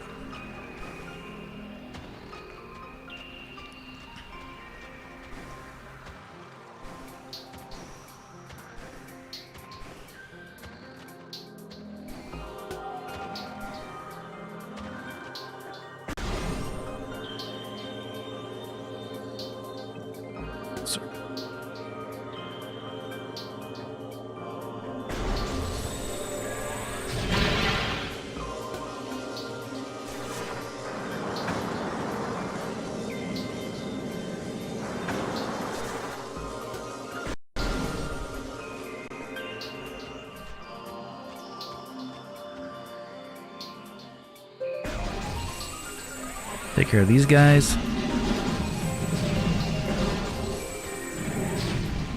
But you see how they glow more? It's because I have that ReShade mod, like I was telling you.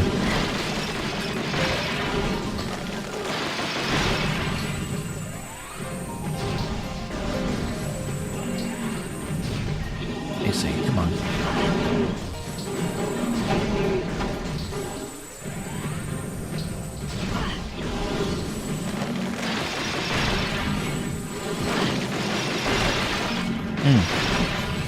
These guys really like to do their little ice stuff.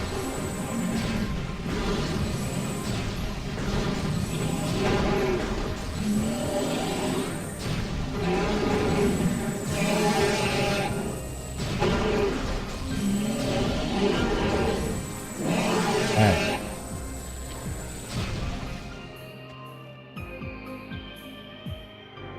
Yeah, Resident Evil Code Veronica has a really good soundtrack. Interesting that you bring that up. I had a discussion about that game recently. Somebody.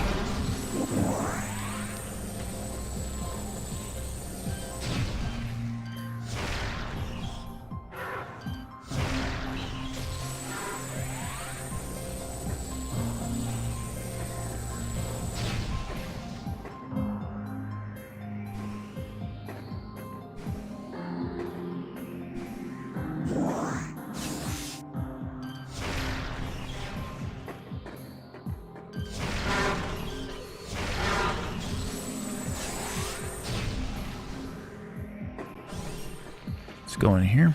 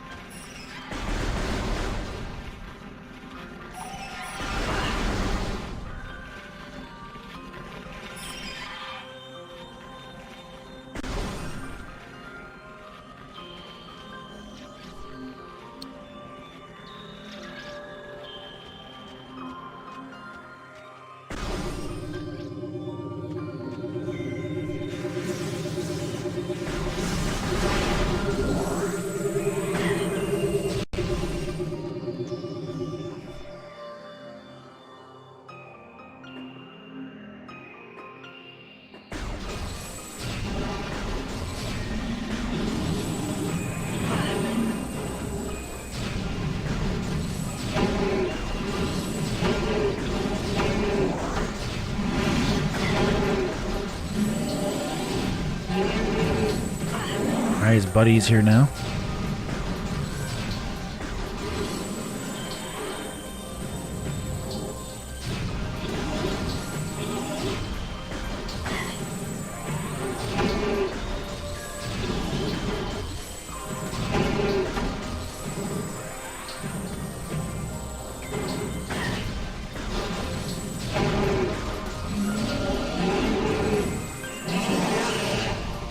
Yeah, Resident Evil save rooms are really good.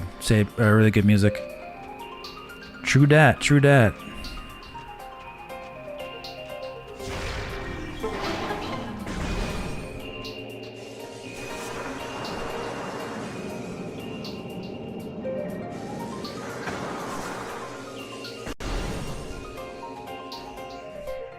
All right.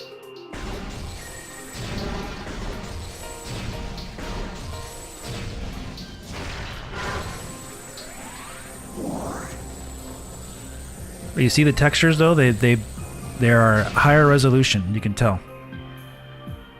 Gigapixel upscaled resolution textures. Recording to logbook.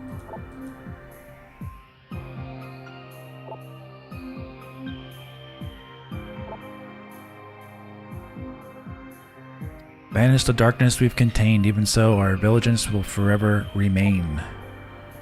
We believe that on some far-off day a Savior will come and continue what we have begun. For that Savior we will leave our ancient weapons and armor.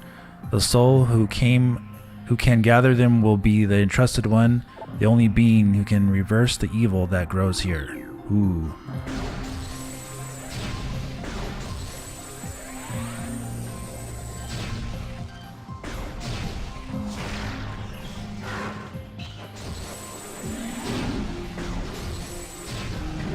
So you gotta hit him from here? Huh?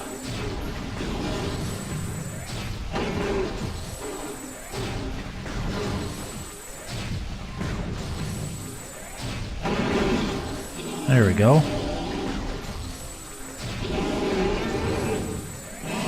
That was easy.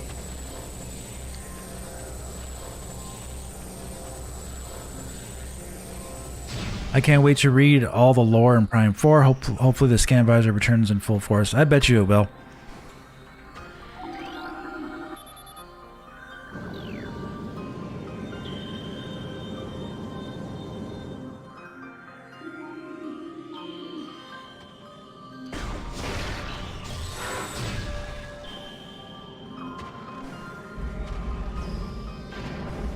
Let's get our magical power up here.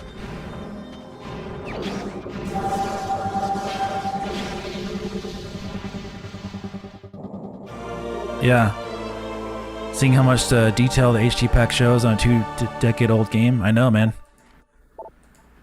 It's all the same textures of the original game, by the way. It's just they're just being HD upscaled, AI upscaled. So it's all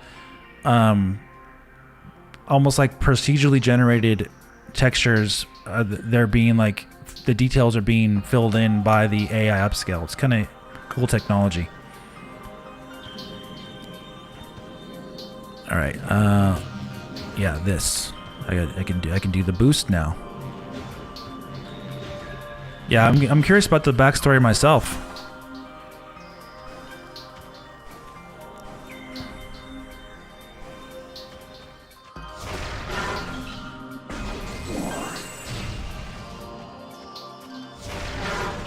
Like for the original 3 games, I've read all these before, like so many times now, but I never thought back in 2002 when I played this game I would actually be streaming it like this online. That never streaming anything online was never even a thing at all back in those days. Wasn't even considered. Let's go back.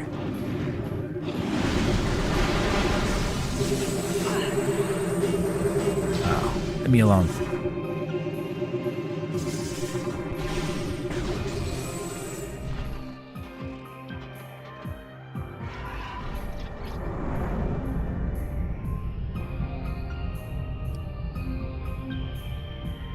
Ridley.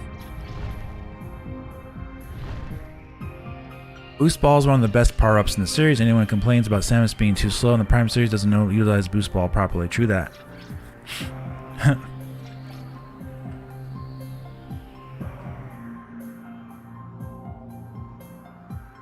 Let's see, can I make that jump? Let me see here.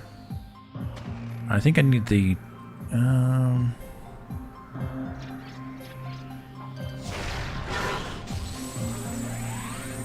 don't think so. I think I need the double jump for that.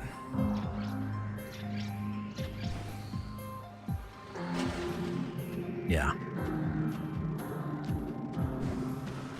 So, right.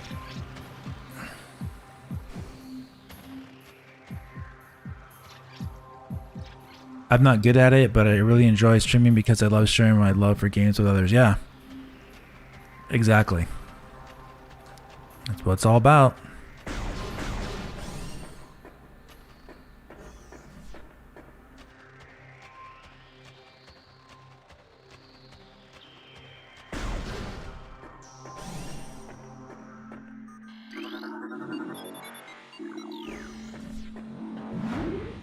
Right.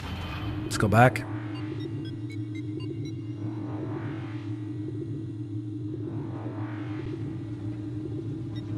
Can your version do the glitch to side hop extremely far? I'm not sure. It might be able to. I haven't tried it though. I know the GameCube version can do it really easily, but I'm on keyboard and mouse with a space bar, so I'm not going to even bother trying to do that.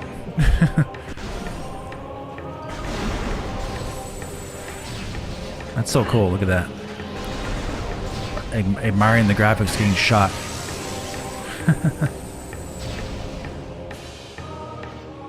It's pretty cool.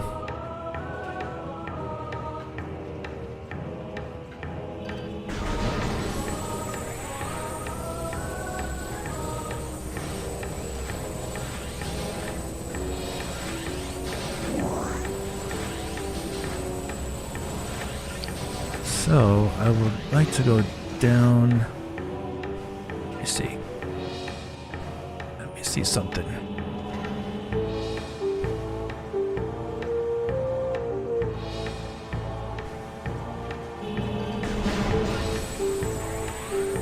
Yeah, I know about the I know about that space jump, early space jump thing.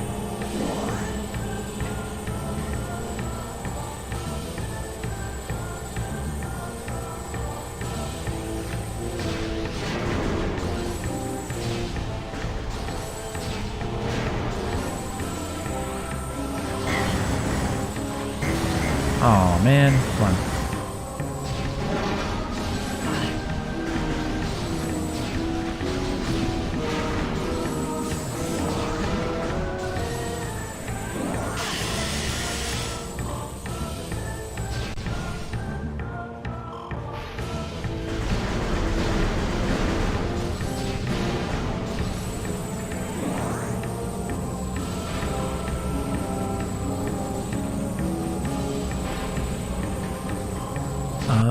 Okay.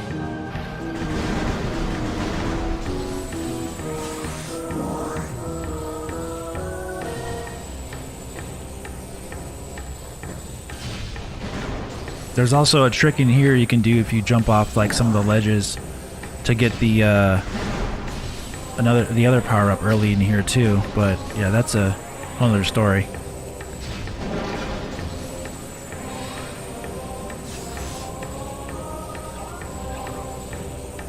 Yep.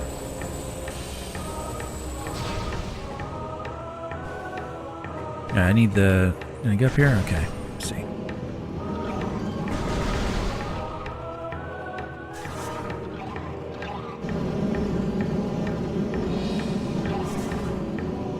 Get through that.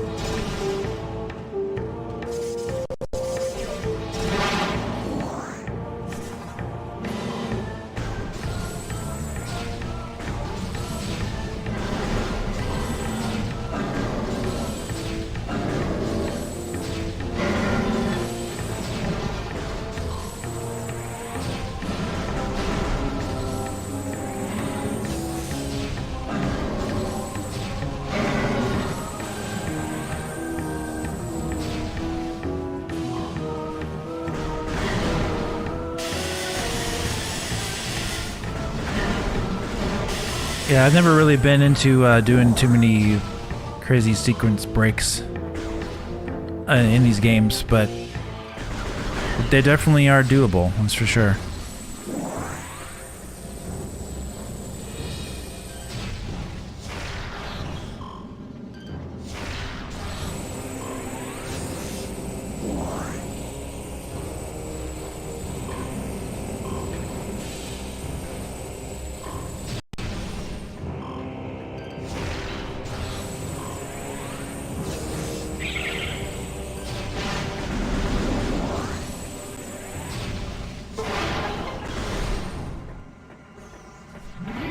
Right.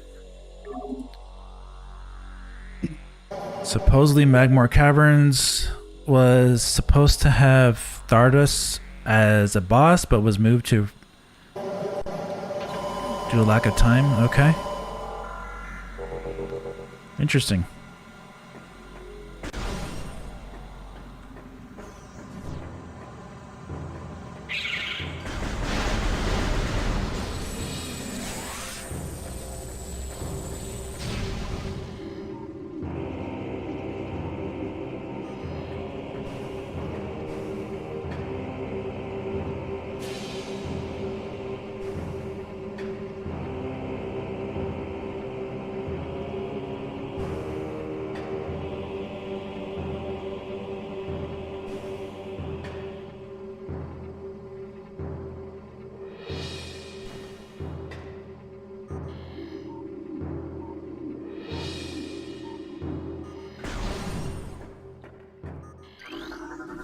Right.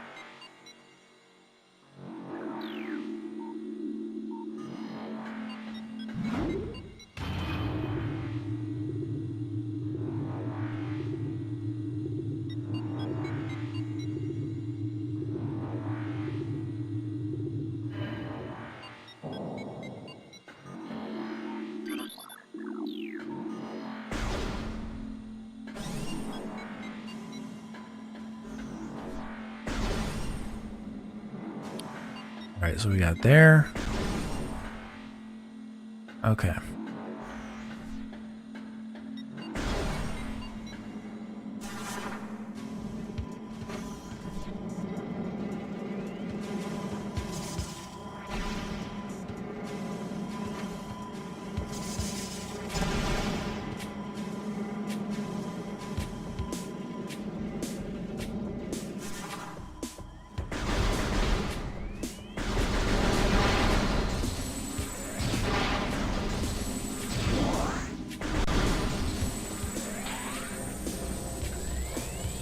Back this way.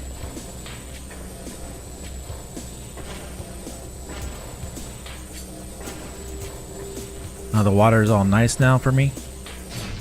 Come on. Let me up.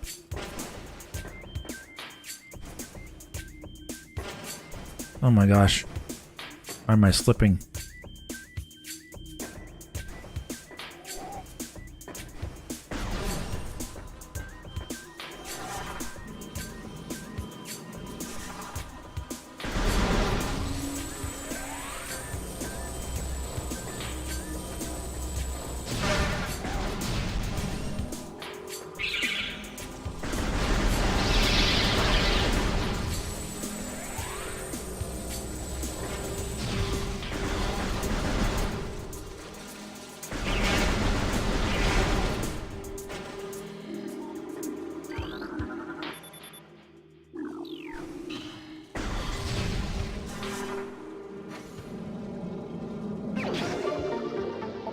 Right.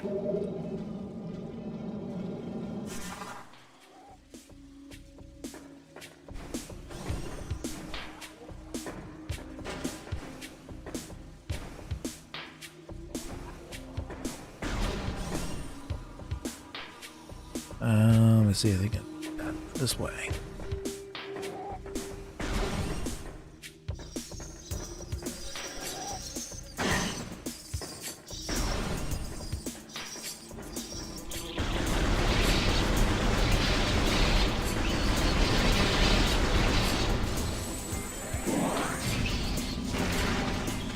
Blow these up.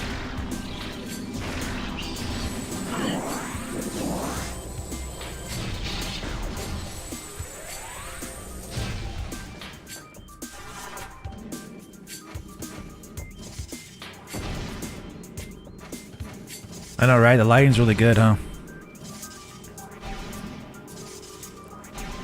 Oh, you're gonna do that to me?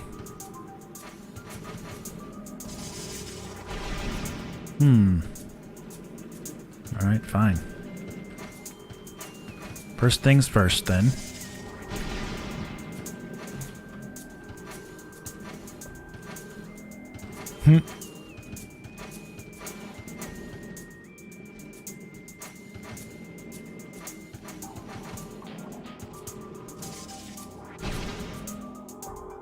Hey!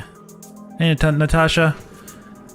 Hello, Dave. So nice to see you playing one of my favorites. Yeah, of course. How long you been watching? Just curious. Hopefully you've seen most of the stream already. I've been going for 2 hours now. So hopefully you haven't missed too much.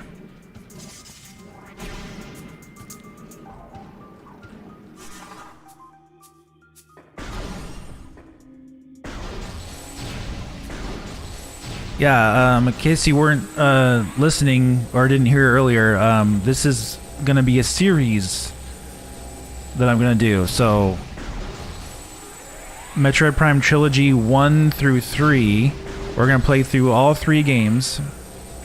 Trying to go for like 100% on each game.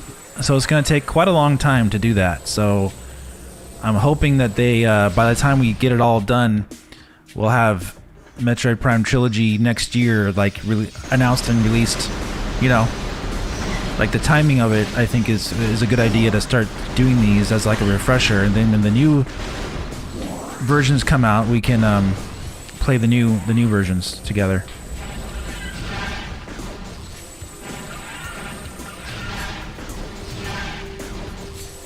Sounds like fun. Oh, I'm sorry.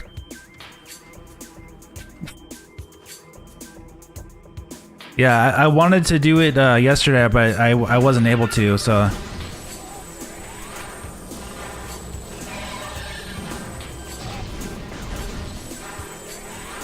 My plan was to do it yesterday, but I wasn't quite able to get there, do it, and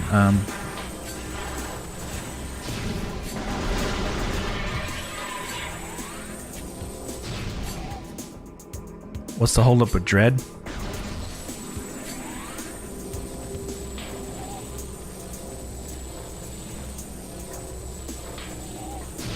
But yeah, I really appreciate you coming out, Natasha. Trust me.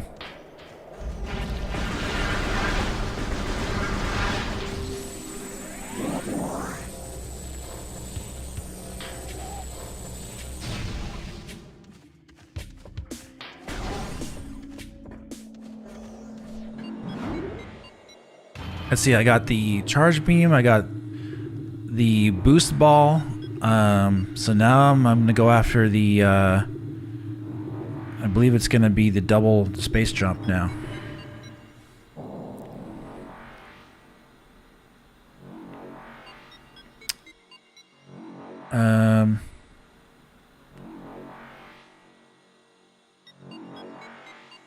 Very excited to hear, Dave. I will definitely go back to catch the earlier part after you've finished. Okay, great. Let's see. Yeah, let's see. Now that you're here, let me see something here.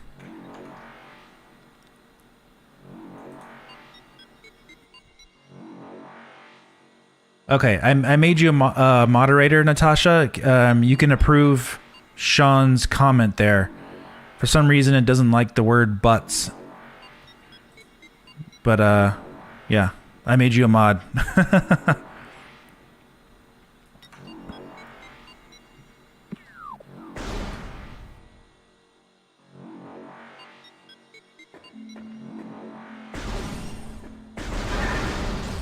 I went ahead and did it for you already, though. But yeah, I'm glad you commented so I can made you a mod there.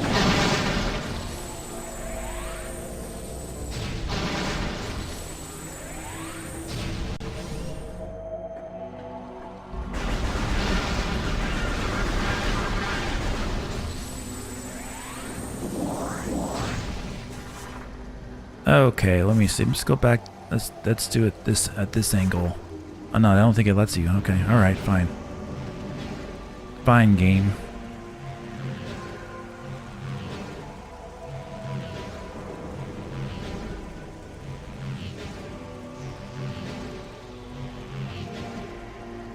Ooh, so close.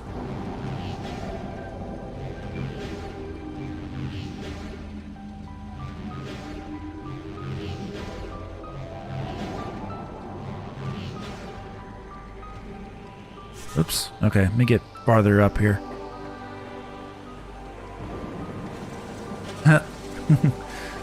Yeah, thanks.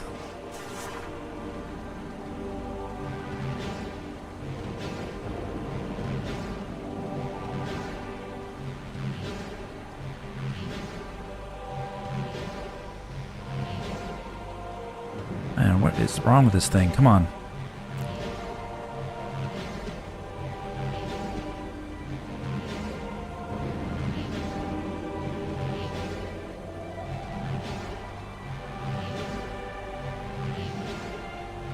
There we go.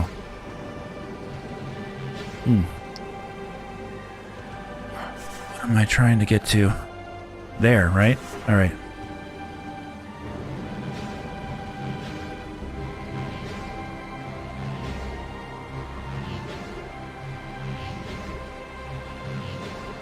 I just have a problem with these morph ball for some reason.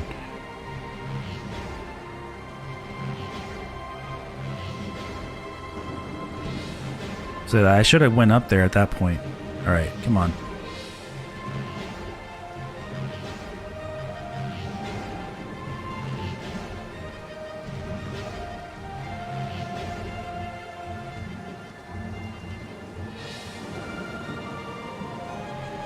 I have to get up there. Come on.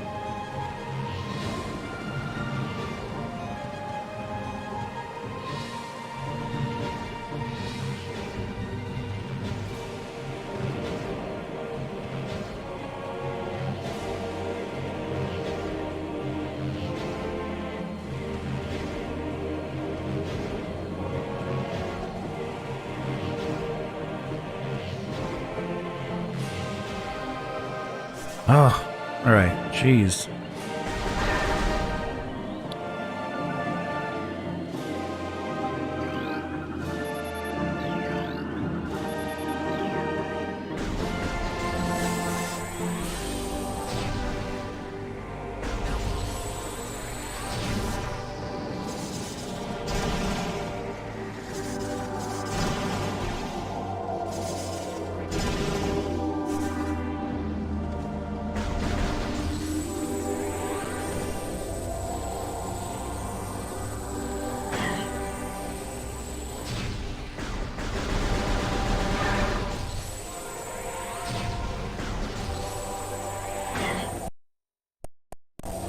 Ooh.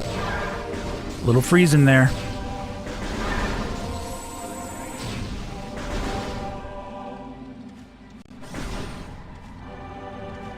Yeah, for some reason that always gave me an issue in the emulated version on Dolphin. It's like a mouse and keyboard kind of. It's like the spacebar and the keys kind of thing. Kind of gets me all screwed up. On the console, it's fine for me, but yeah.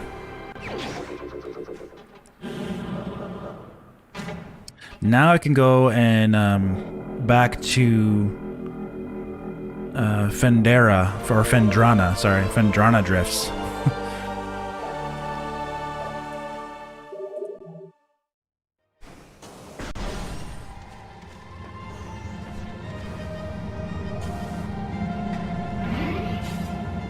Right.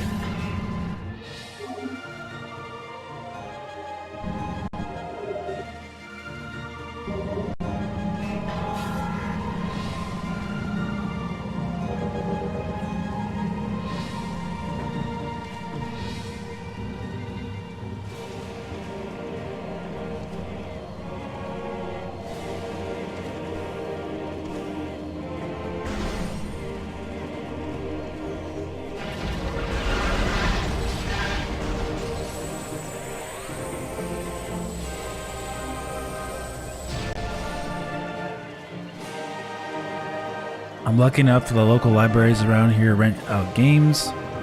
They even get them new. Dread is the only new game bought this year to save money. Oh, cool.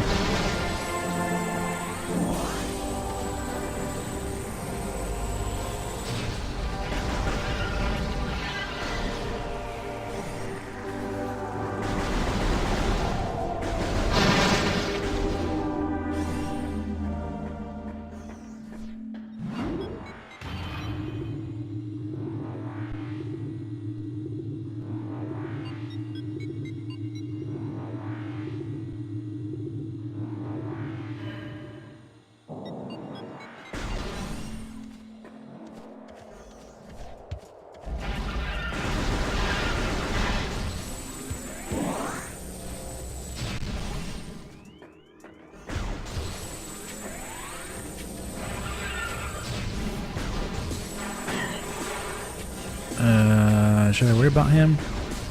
I don't think so. Can you attack me from there? Oh, you can. Okay. I thought he had like an invisible wall there, but he doesn't.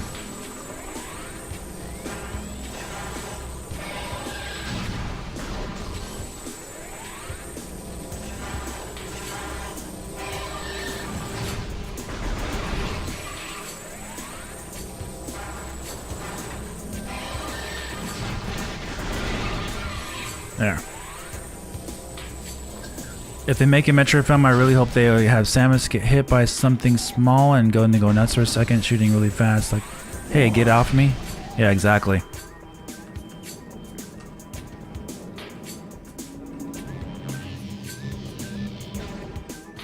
Let's get over here.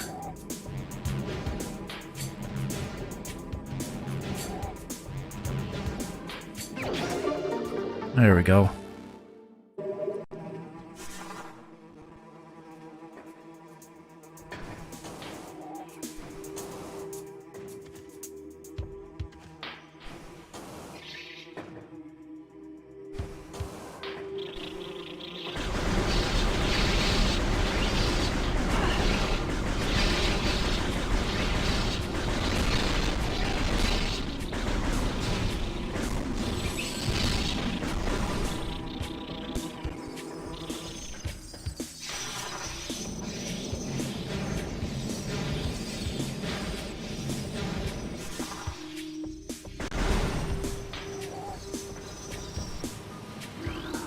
Recording to logbook.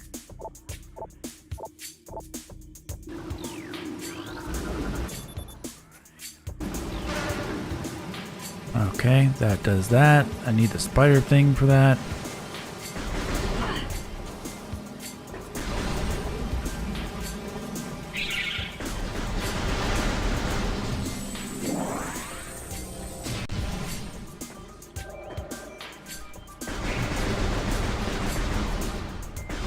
I think I can go actually back this way instead.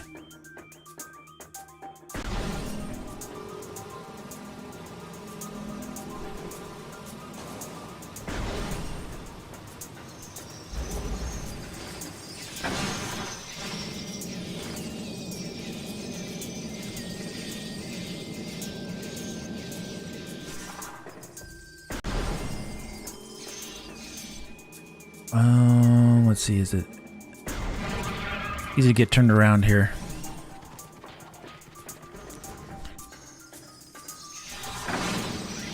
So I want to go back to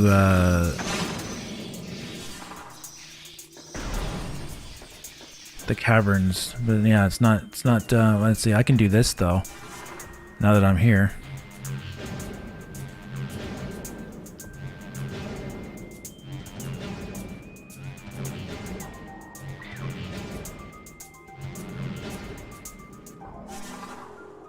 I'm not sure though if I can get what I want to get.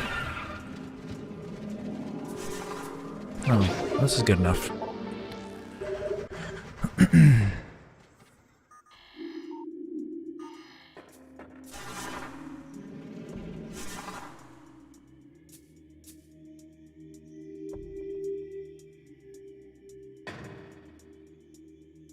Yeah, I'm pretty sure that's spider ball only.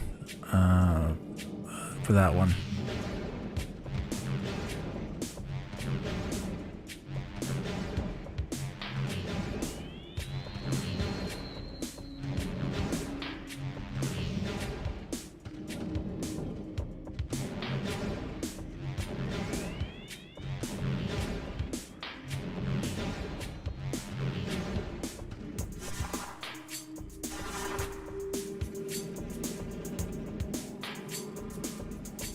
Yeah.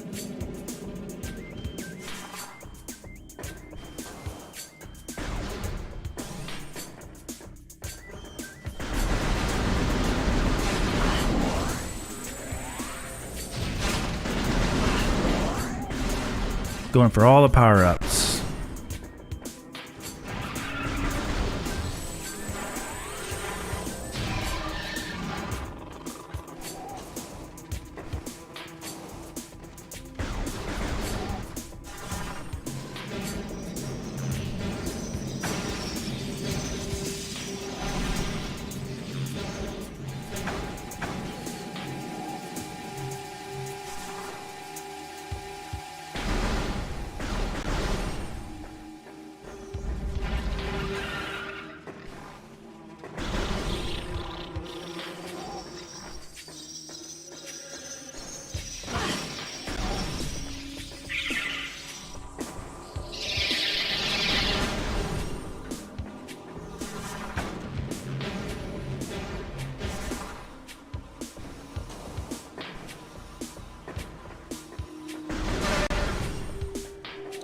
Right.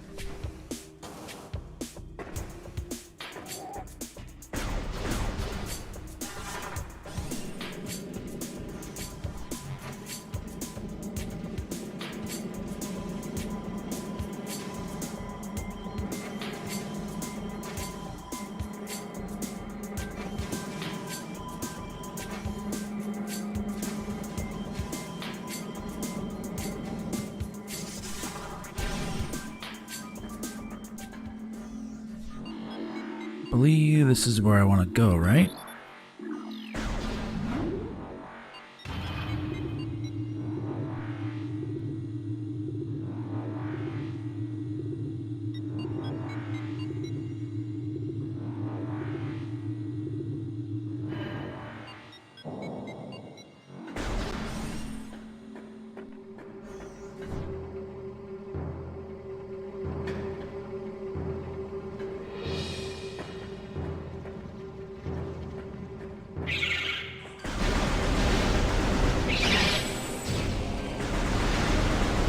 Do you think an open world Metroid game could work? Personally, I'm not sure. To me, Metroid is about tight, interconnected level design and very deliberate, calculated pacing. There's a sense of openness, but if it's too open, it might not feel like a Metroid anymore. Really? Well, they could do an open world game, kind of like maybe more like how they did with God of War on God of War 2018, where it's all interconnected, but like basically like an open world hub area, kind of like. They could do that. They could still make it work. Open world doesn't necessarily mean you don't have like enclosures anymore, right? So they could still make that work, I think.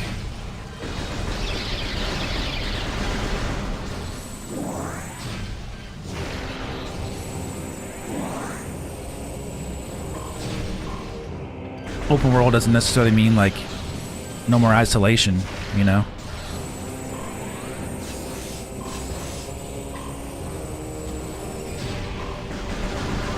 You'd have to see it, I guess, in action to know, I guess.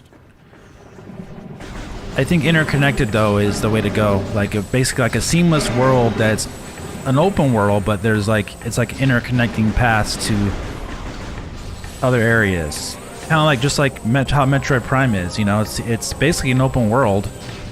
It's just like it's the sky is loading, you know, in between like elevators and stuff. But the way I view this game is basically like I view it as one big world that's kind of open, you know.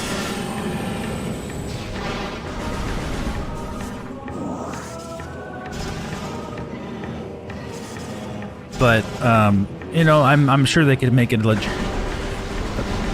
purely open world game of like Metroid still work in a certain way. We'd have to see it though in action.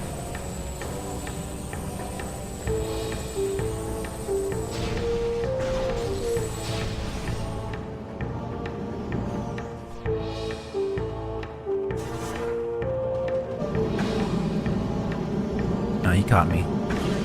Let me go back.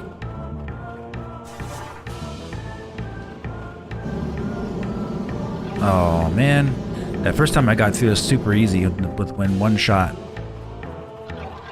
I got bombs too. It won't let me use them.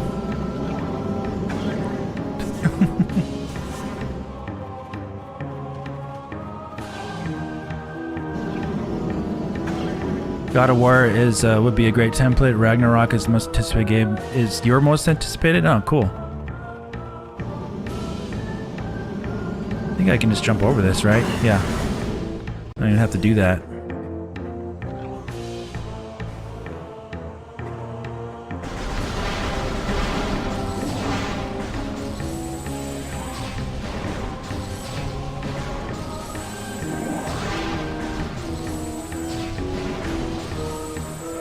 See, let's explore down here a little bit.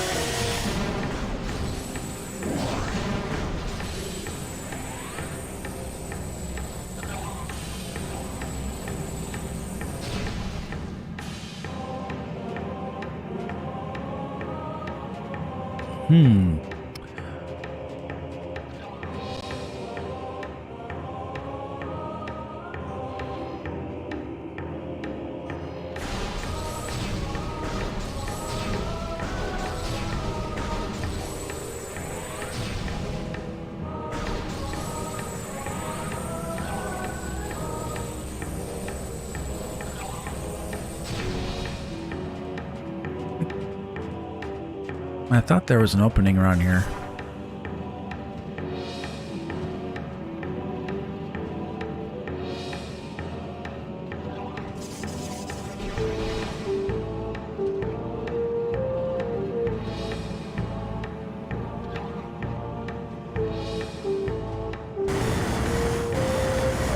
Ooh.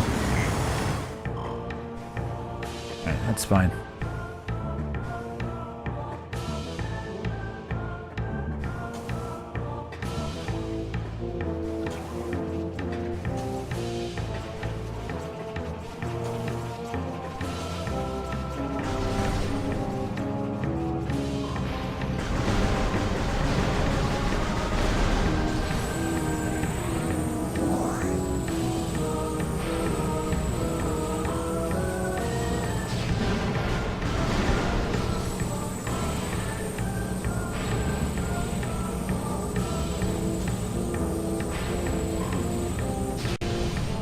Yeah, Breath of the Wild for the planet, but then have the interconnected underground levels areas would be pretty cool. Yeah, very true.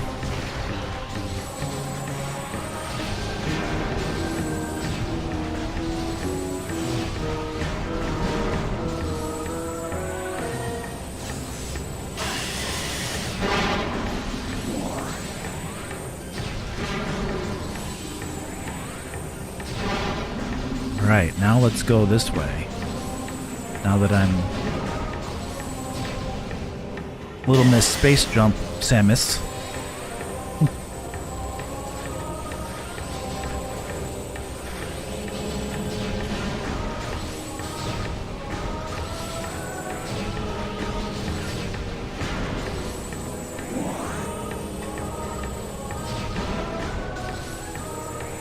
Like I was saying earlier, I'm planning on doing a tutorial on how you can play this yourself on your own PC, because there is some updates.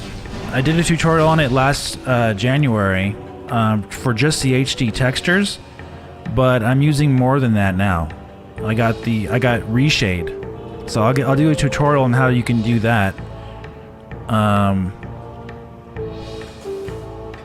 Coming up.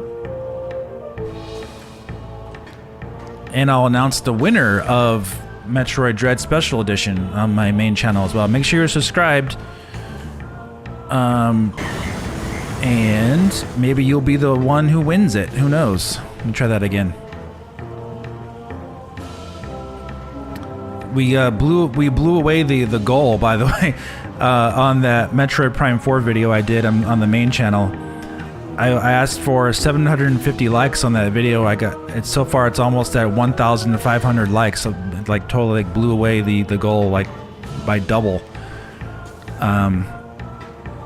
So appreciate all you guys for your support. I know you guys are all subscribed to the main channel, so I really appreciate that a lot. Let's see, can I get up here? Let's see.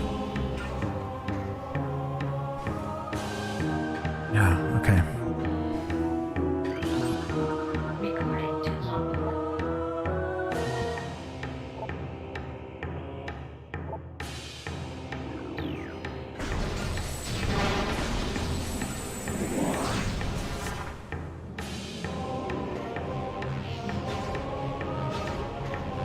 Let's do this.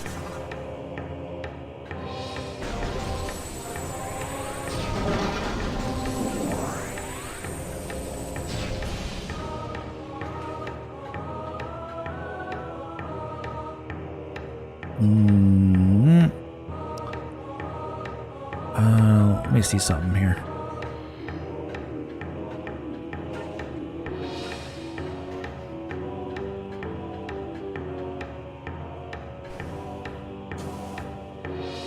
Just making sure I didn't miss something.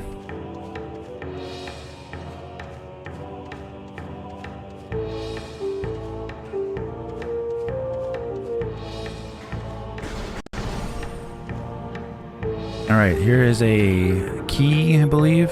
Chose our artifact.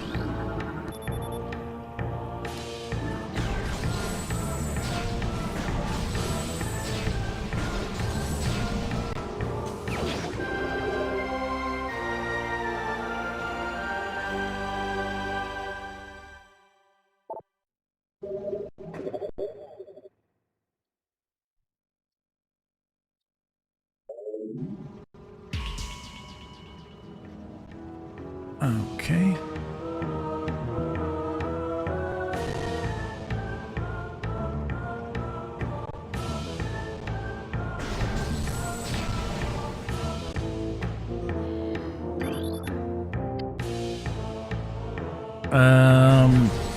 Correct me if I'm wrong. Don't I need the power bomb for that? I believe. I don't know. I don't think it's a regular.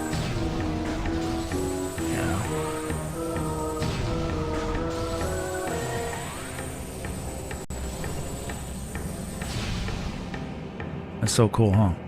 Did that hurt me? No.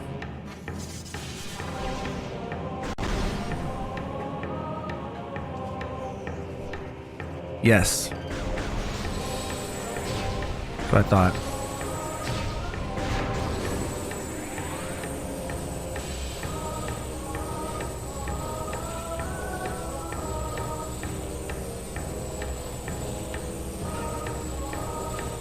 I'm gonna go back down.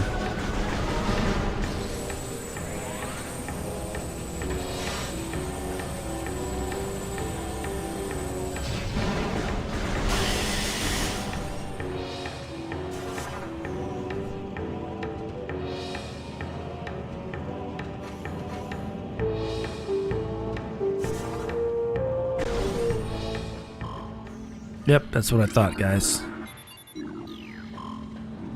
Alright. Now we're going to the next part.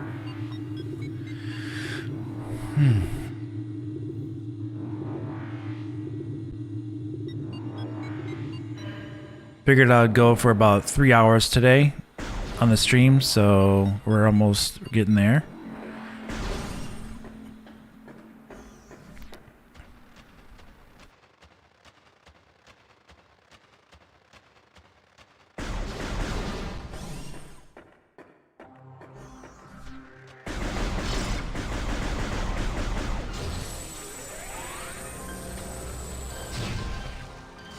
It's a marathon, not a sprint, right?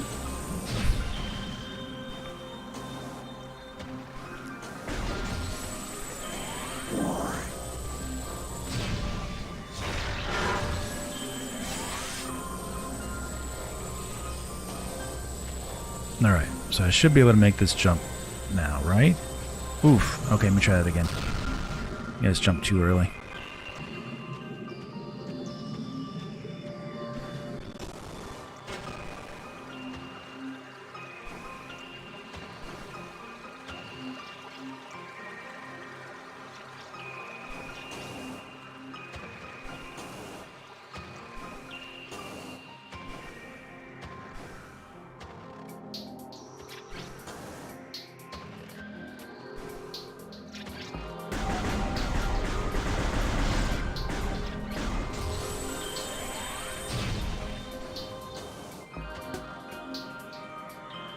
So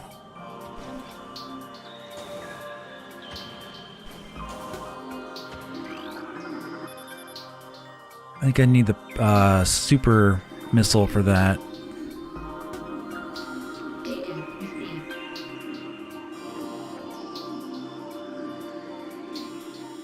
Predator increase in Vendrana region.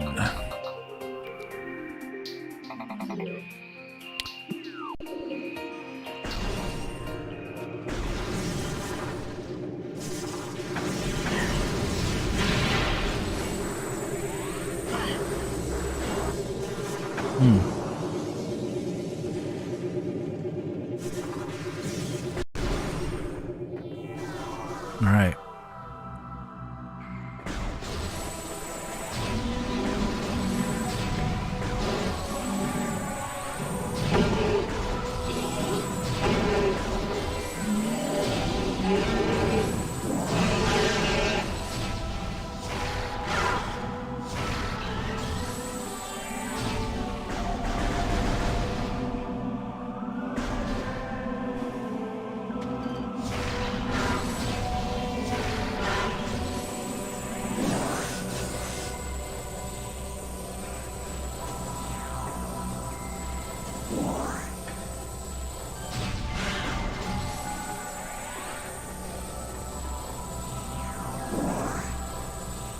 Snowy weather.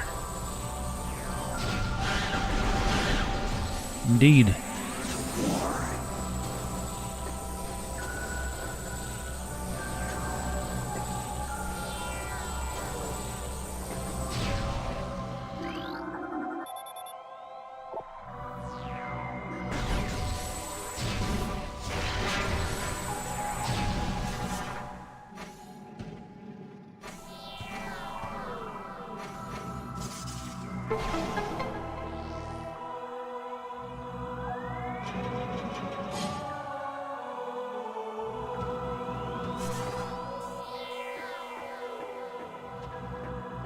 Yeah, Natasha, if you're watching, I talked a lot about Metroid Prime 4 and Metroid Prime Trilogy and new hardware and all that crazy stuff earlier on in the stream if you want to check it when you go back and watch it.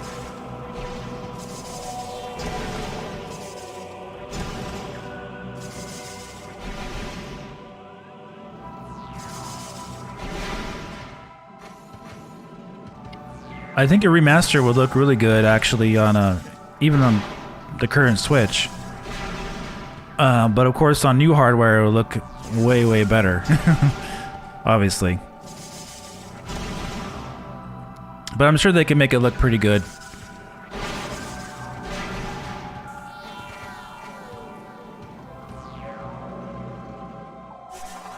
Crazy to me that Retro Studios managed this game in third person. Nintendo wanted to be first person to appeal to the Western audience. I was actually really surprised by how well it worked. Yeah. I was actually, I think you and I are the same age, right, Natasha? I was actually worried about this game back in 2000 and... I was a little worried about it, actually. I was really excited about it because it looked amazing. When I first saw it, I believe at E3 2001. But I was also concerned that, you know, what was going to happen with Metroid. Because I was a huge Super Metroid fan, of course, you know. Played that game when I was... I think I was not even 14 years old yet when that game came out and I played it. It's like right before I turned 14 in 1994.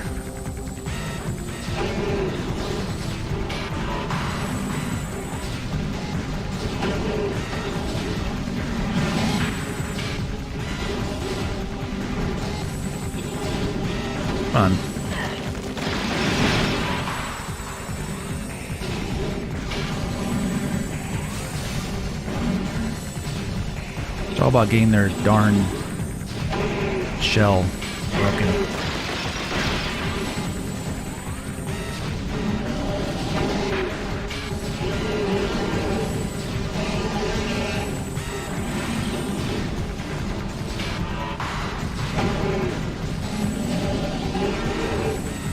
There we go.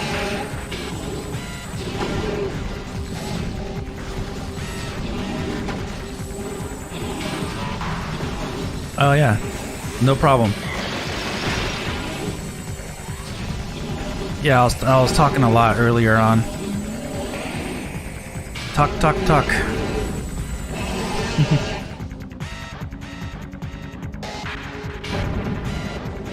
Now this bozo.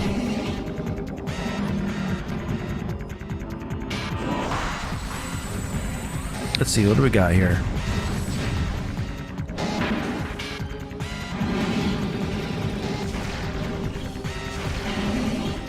You gotta shoot this guy under his like under his jaw, basically, like right here.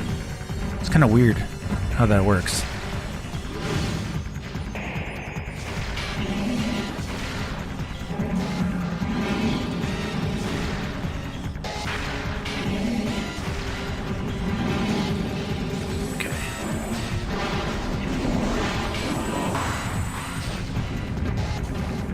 His spiky thing eats up energy, so you gotta wait for him to do his like little, like he's tired, you know.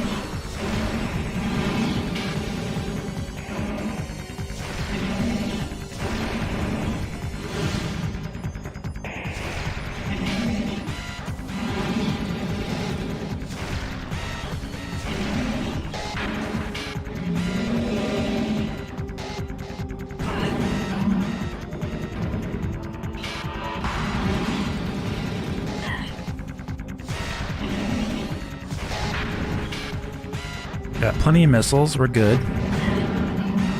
Plenty of health, we're good on that.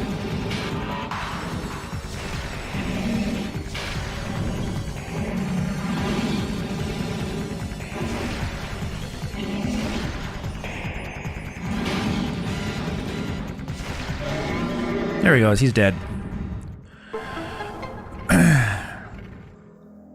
Yeah, it's more of a violent fight.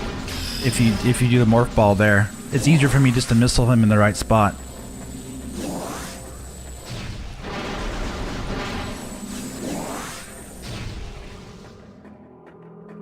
Let's get my favorite beam in the game. Oh yes.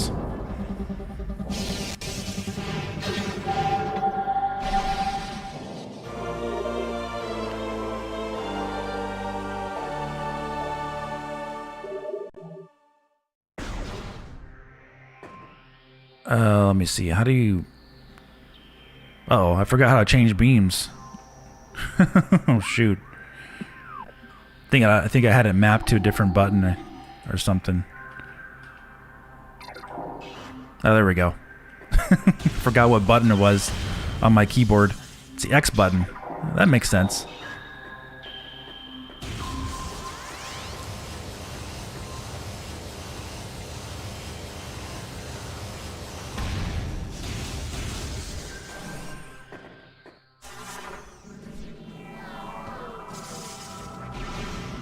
Alright, these are already broke.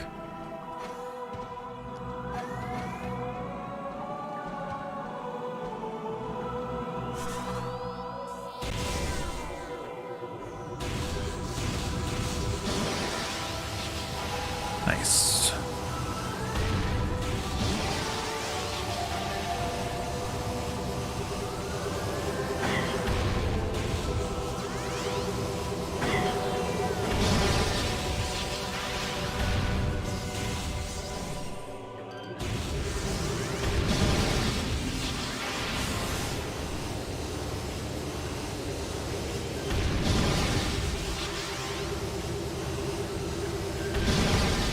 Let's see, the bosses in Prime 2 and Prime 3, I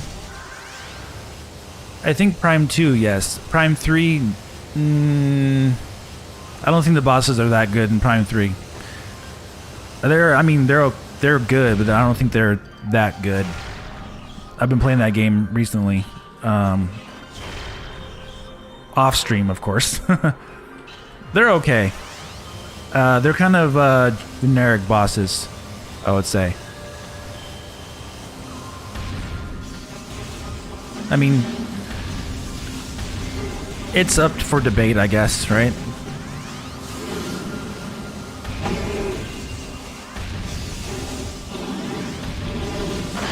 You could say these are generic bosses too, so either way. I think Prime 2 might have the best bosses.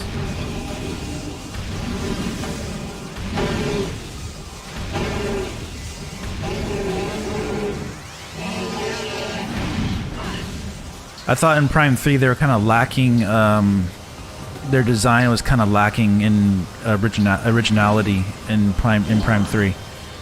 But there were also like bounty hunters too, so a lot of them were.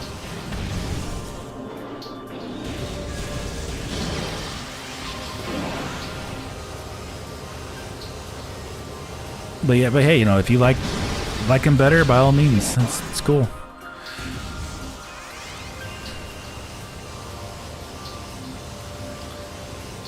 All right, so I should be able to, let's see. I want to get to this area I haven't been to yet.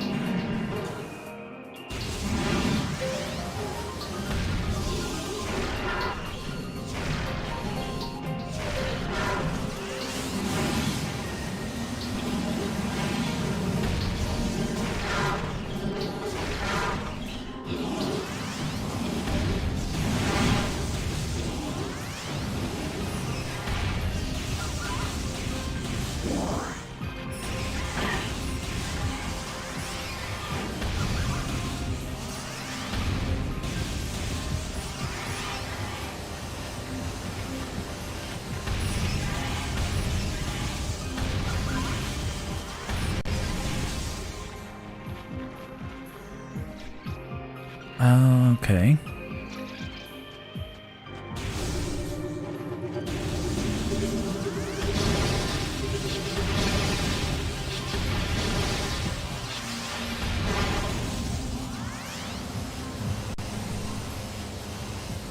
There we go.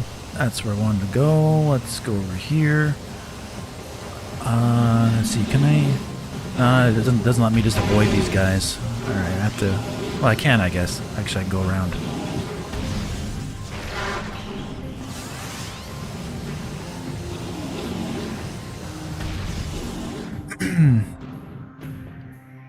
Quadraxis in the entire trilogy. That was a really cool boss. That was a really cool boss, honestly. Yeah. Metroid Prime. The Metroid Prime boss in the first game was really cool. Ridley was really cool too in Metroid Prime 1. In my opinion.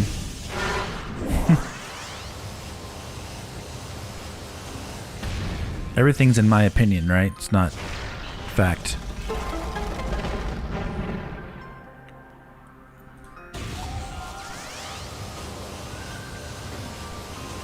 That helps. You can do that.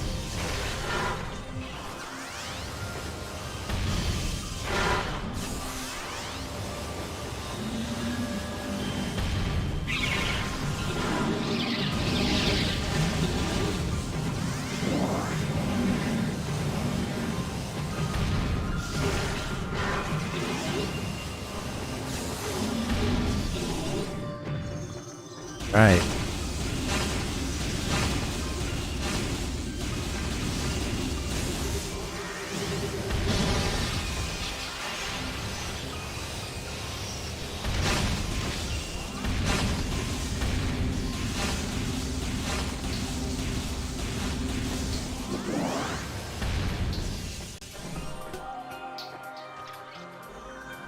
Right.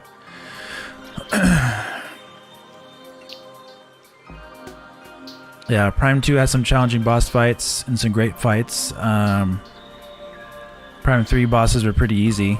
True. I didn't like Dark Samus battles in 2. The Hunter battles were in 3 were much more unique, interesting, and varied, but Prime 2 did have some great ones outside of those. Okay, yeah. Yeah, it's... Like I said, it's up for debate, you know? You can, There's bosses in Prime 3 that I like better than Prime 1. There's bosses in Prime 2 I like better than Prime 3, Prime 1, vice versa. There's good bosses in all of them. And boring ones.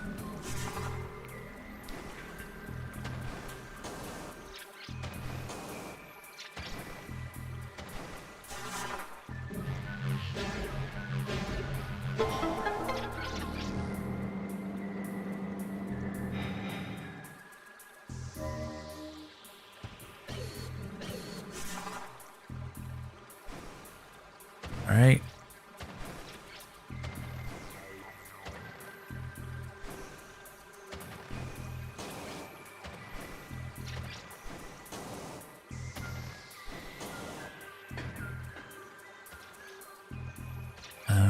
Okay. Do you think Dread has the best bosses in the series? Man, they're really good, aren't they? Looking back on it, when you compare them to traditional Metroid bosses, yeah, they're really darn good. I would have to kind of think about that.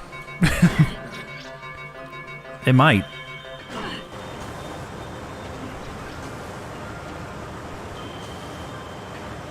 It just might.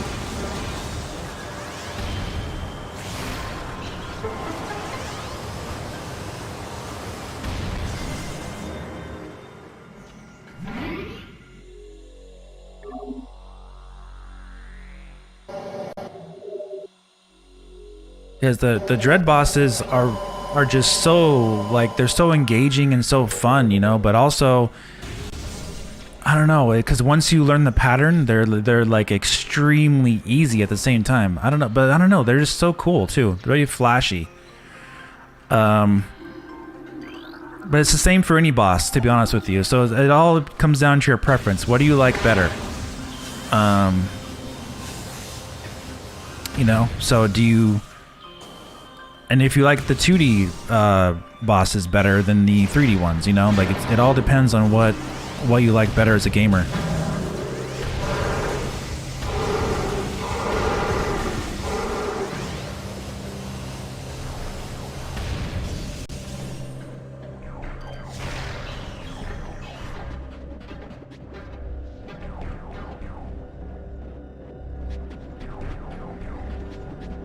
Mr. Robot. You only played the first half of the game? Oh, you haven't played the whole game yet of Dread? Okay.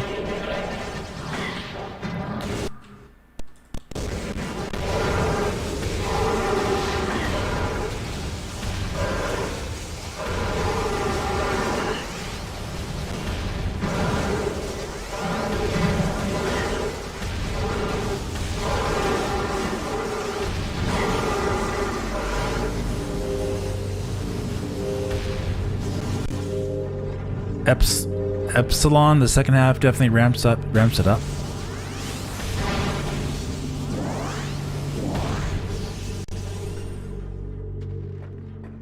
Let's get this.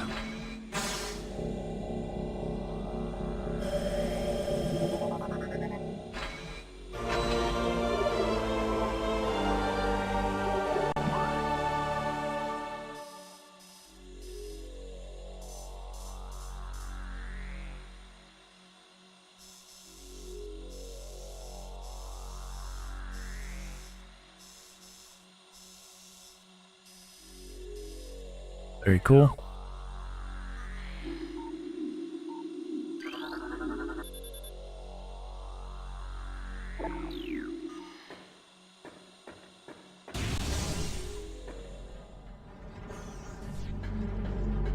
But yeah, I'm very interested to see what they'll do with Metroid, the Metroid Prime Trilogy remaster, because they could do something similar to like a Resident Evil 2 remake and Resident Evil 3 remake, where they actually add little things to the story that connect other games. Like maybe they could do something like that with Dread, for example, and then like have it all connect somehow to Metroid Prime 4. They could do that.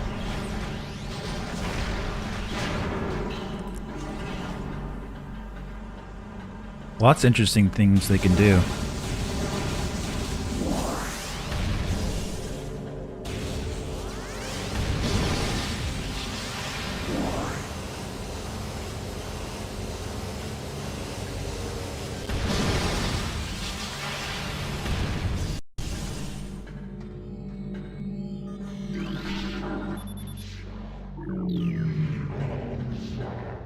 All right.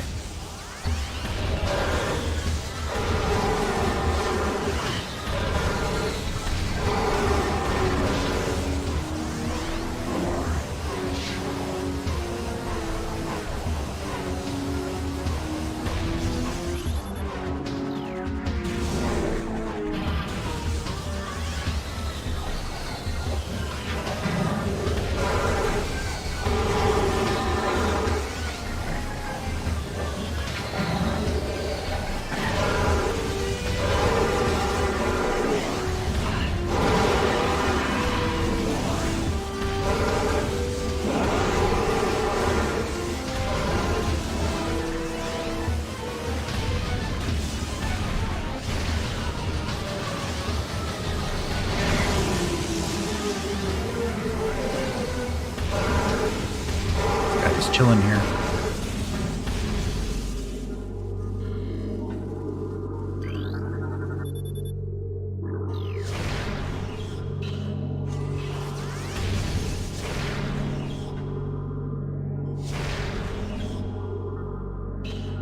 I think that's a super missile.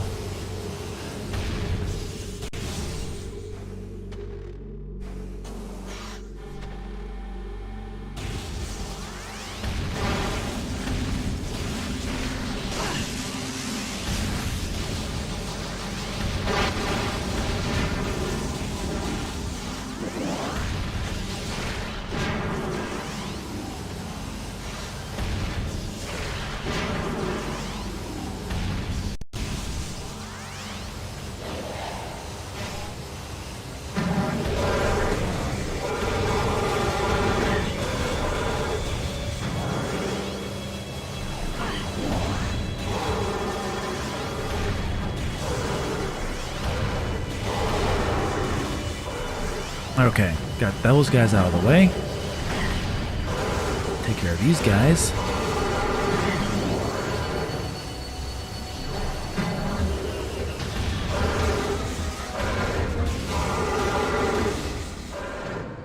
All right, good.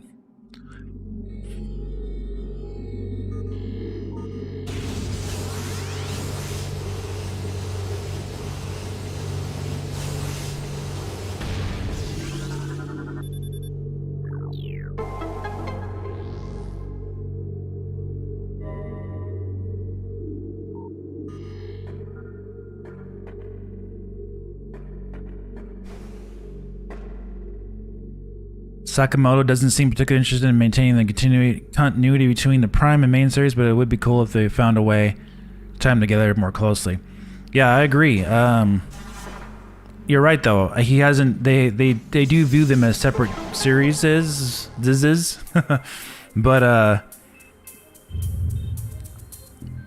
because the Metroid Prime series is supposed to take place before Samus Returns, Metroid 2, but after Metroid 1, right?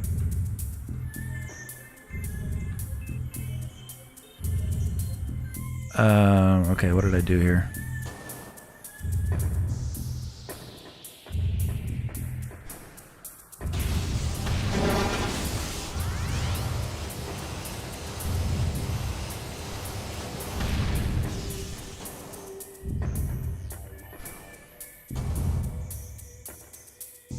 Oh, okay.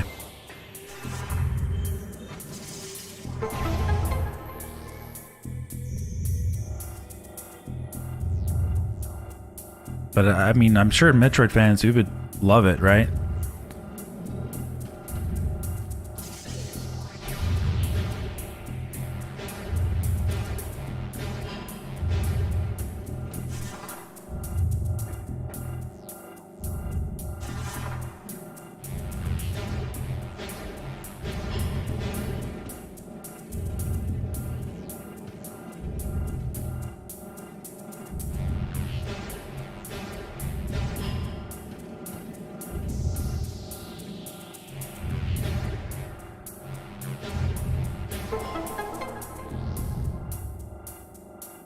Right.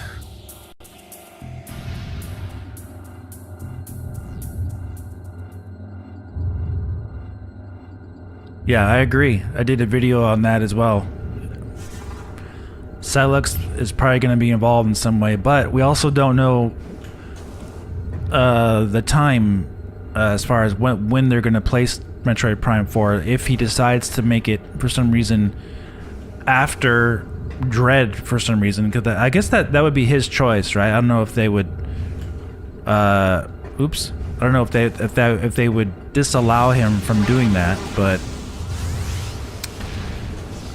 But since the events after Metroid Prime 3 directly connect Silex to the story, you gotta think that it's gonna take place soon after Metroid Prime 3, not necessarily way after that, years later with Metroid Dread, right? So we'll have to wait and see.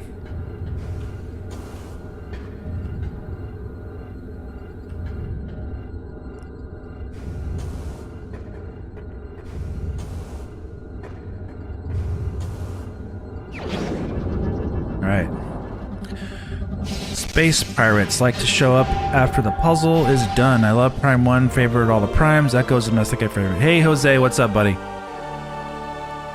Glad you made it. I remember reading a rumor somewhere that Silex is possibly Samus's brother. Oh my gosh. I had somebody on my my Metroid Dread stream saying that Samus's brother was gonna be in the next 2D Metroid game or something like that, but it sounded almost like a joke, like he was joking. But I don't know. We'll see. I don't want to dismiss anything. You know.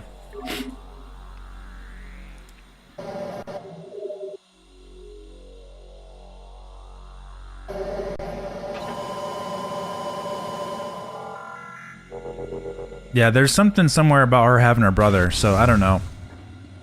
Honestly.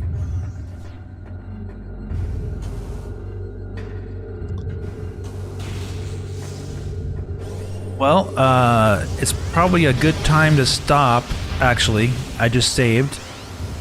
We got our power up there. Let's see, I got the,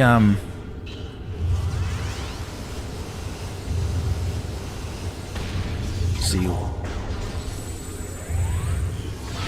Yeah, I got the super missile. So yeah, that'll probably be a good place to stop right there. We've been playing for 3 hours. I got the super missile. I got the wave beam. This is part 1 of our new series that we're doing on the live channel. It's gonna be a long series. So again, like I said earlier, it's gonna be Metroid Prime 1, 2, and 3, and we're gonna play through the entire 3 games and try to get to 100% in each game. So this is just the first stream. So it could be 20 parts, it could be 30 parts. I don't know how many parts it's going to take to get everything done, but it's going to take a while. It's going to be ongoing, right? So we're going to go into 2022 doing this this series on the channel, on the live channel. So make sure you're subscribed with the bell on the live channel. I'm going to be doing other streams too. I might do some retro games. I might do some PS5 games, PC games as well, other Switch games. But yeah, we'll be doing more Metroid. Metroid will be the one that will be continuous, but I'll be doing some other streams as well as we go. This is my live channel, so whatever it is I want to play, I can play here. But yeah, make sure you're subscribed and hit the like button for me on the way out as well, and share the video. I'm also going to link the video, the live stream in the playlist on my main channel as well, so you'll see it in my live stream playlist on the main channel. So it'll be there for you guys to see. So again, thank you all so much for coming, and I had a great time. We put 3 hours into Metroid Prime 1 Trilogy, and we're going through all 3, like I said. So have a great night, guys, and we'll see you very soon in the next video. Take care.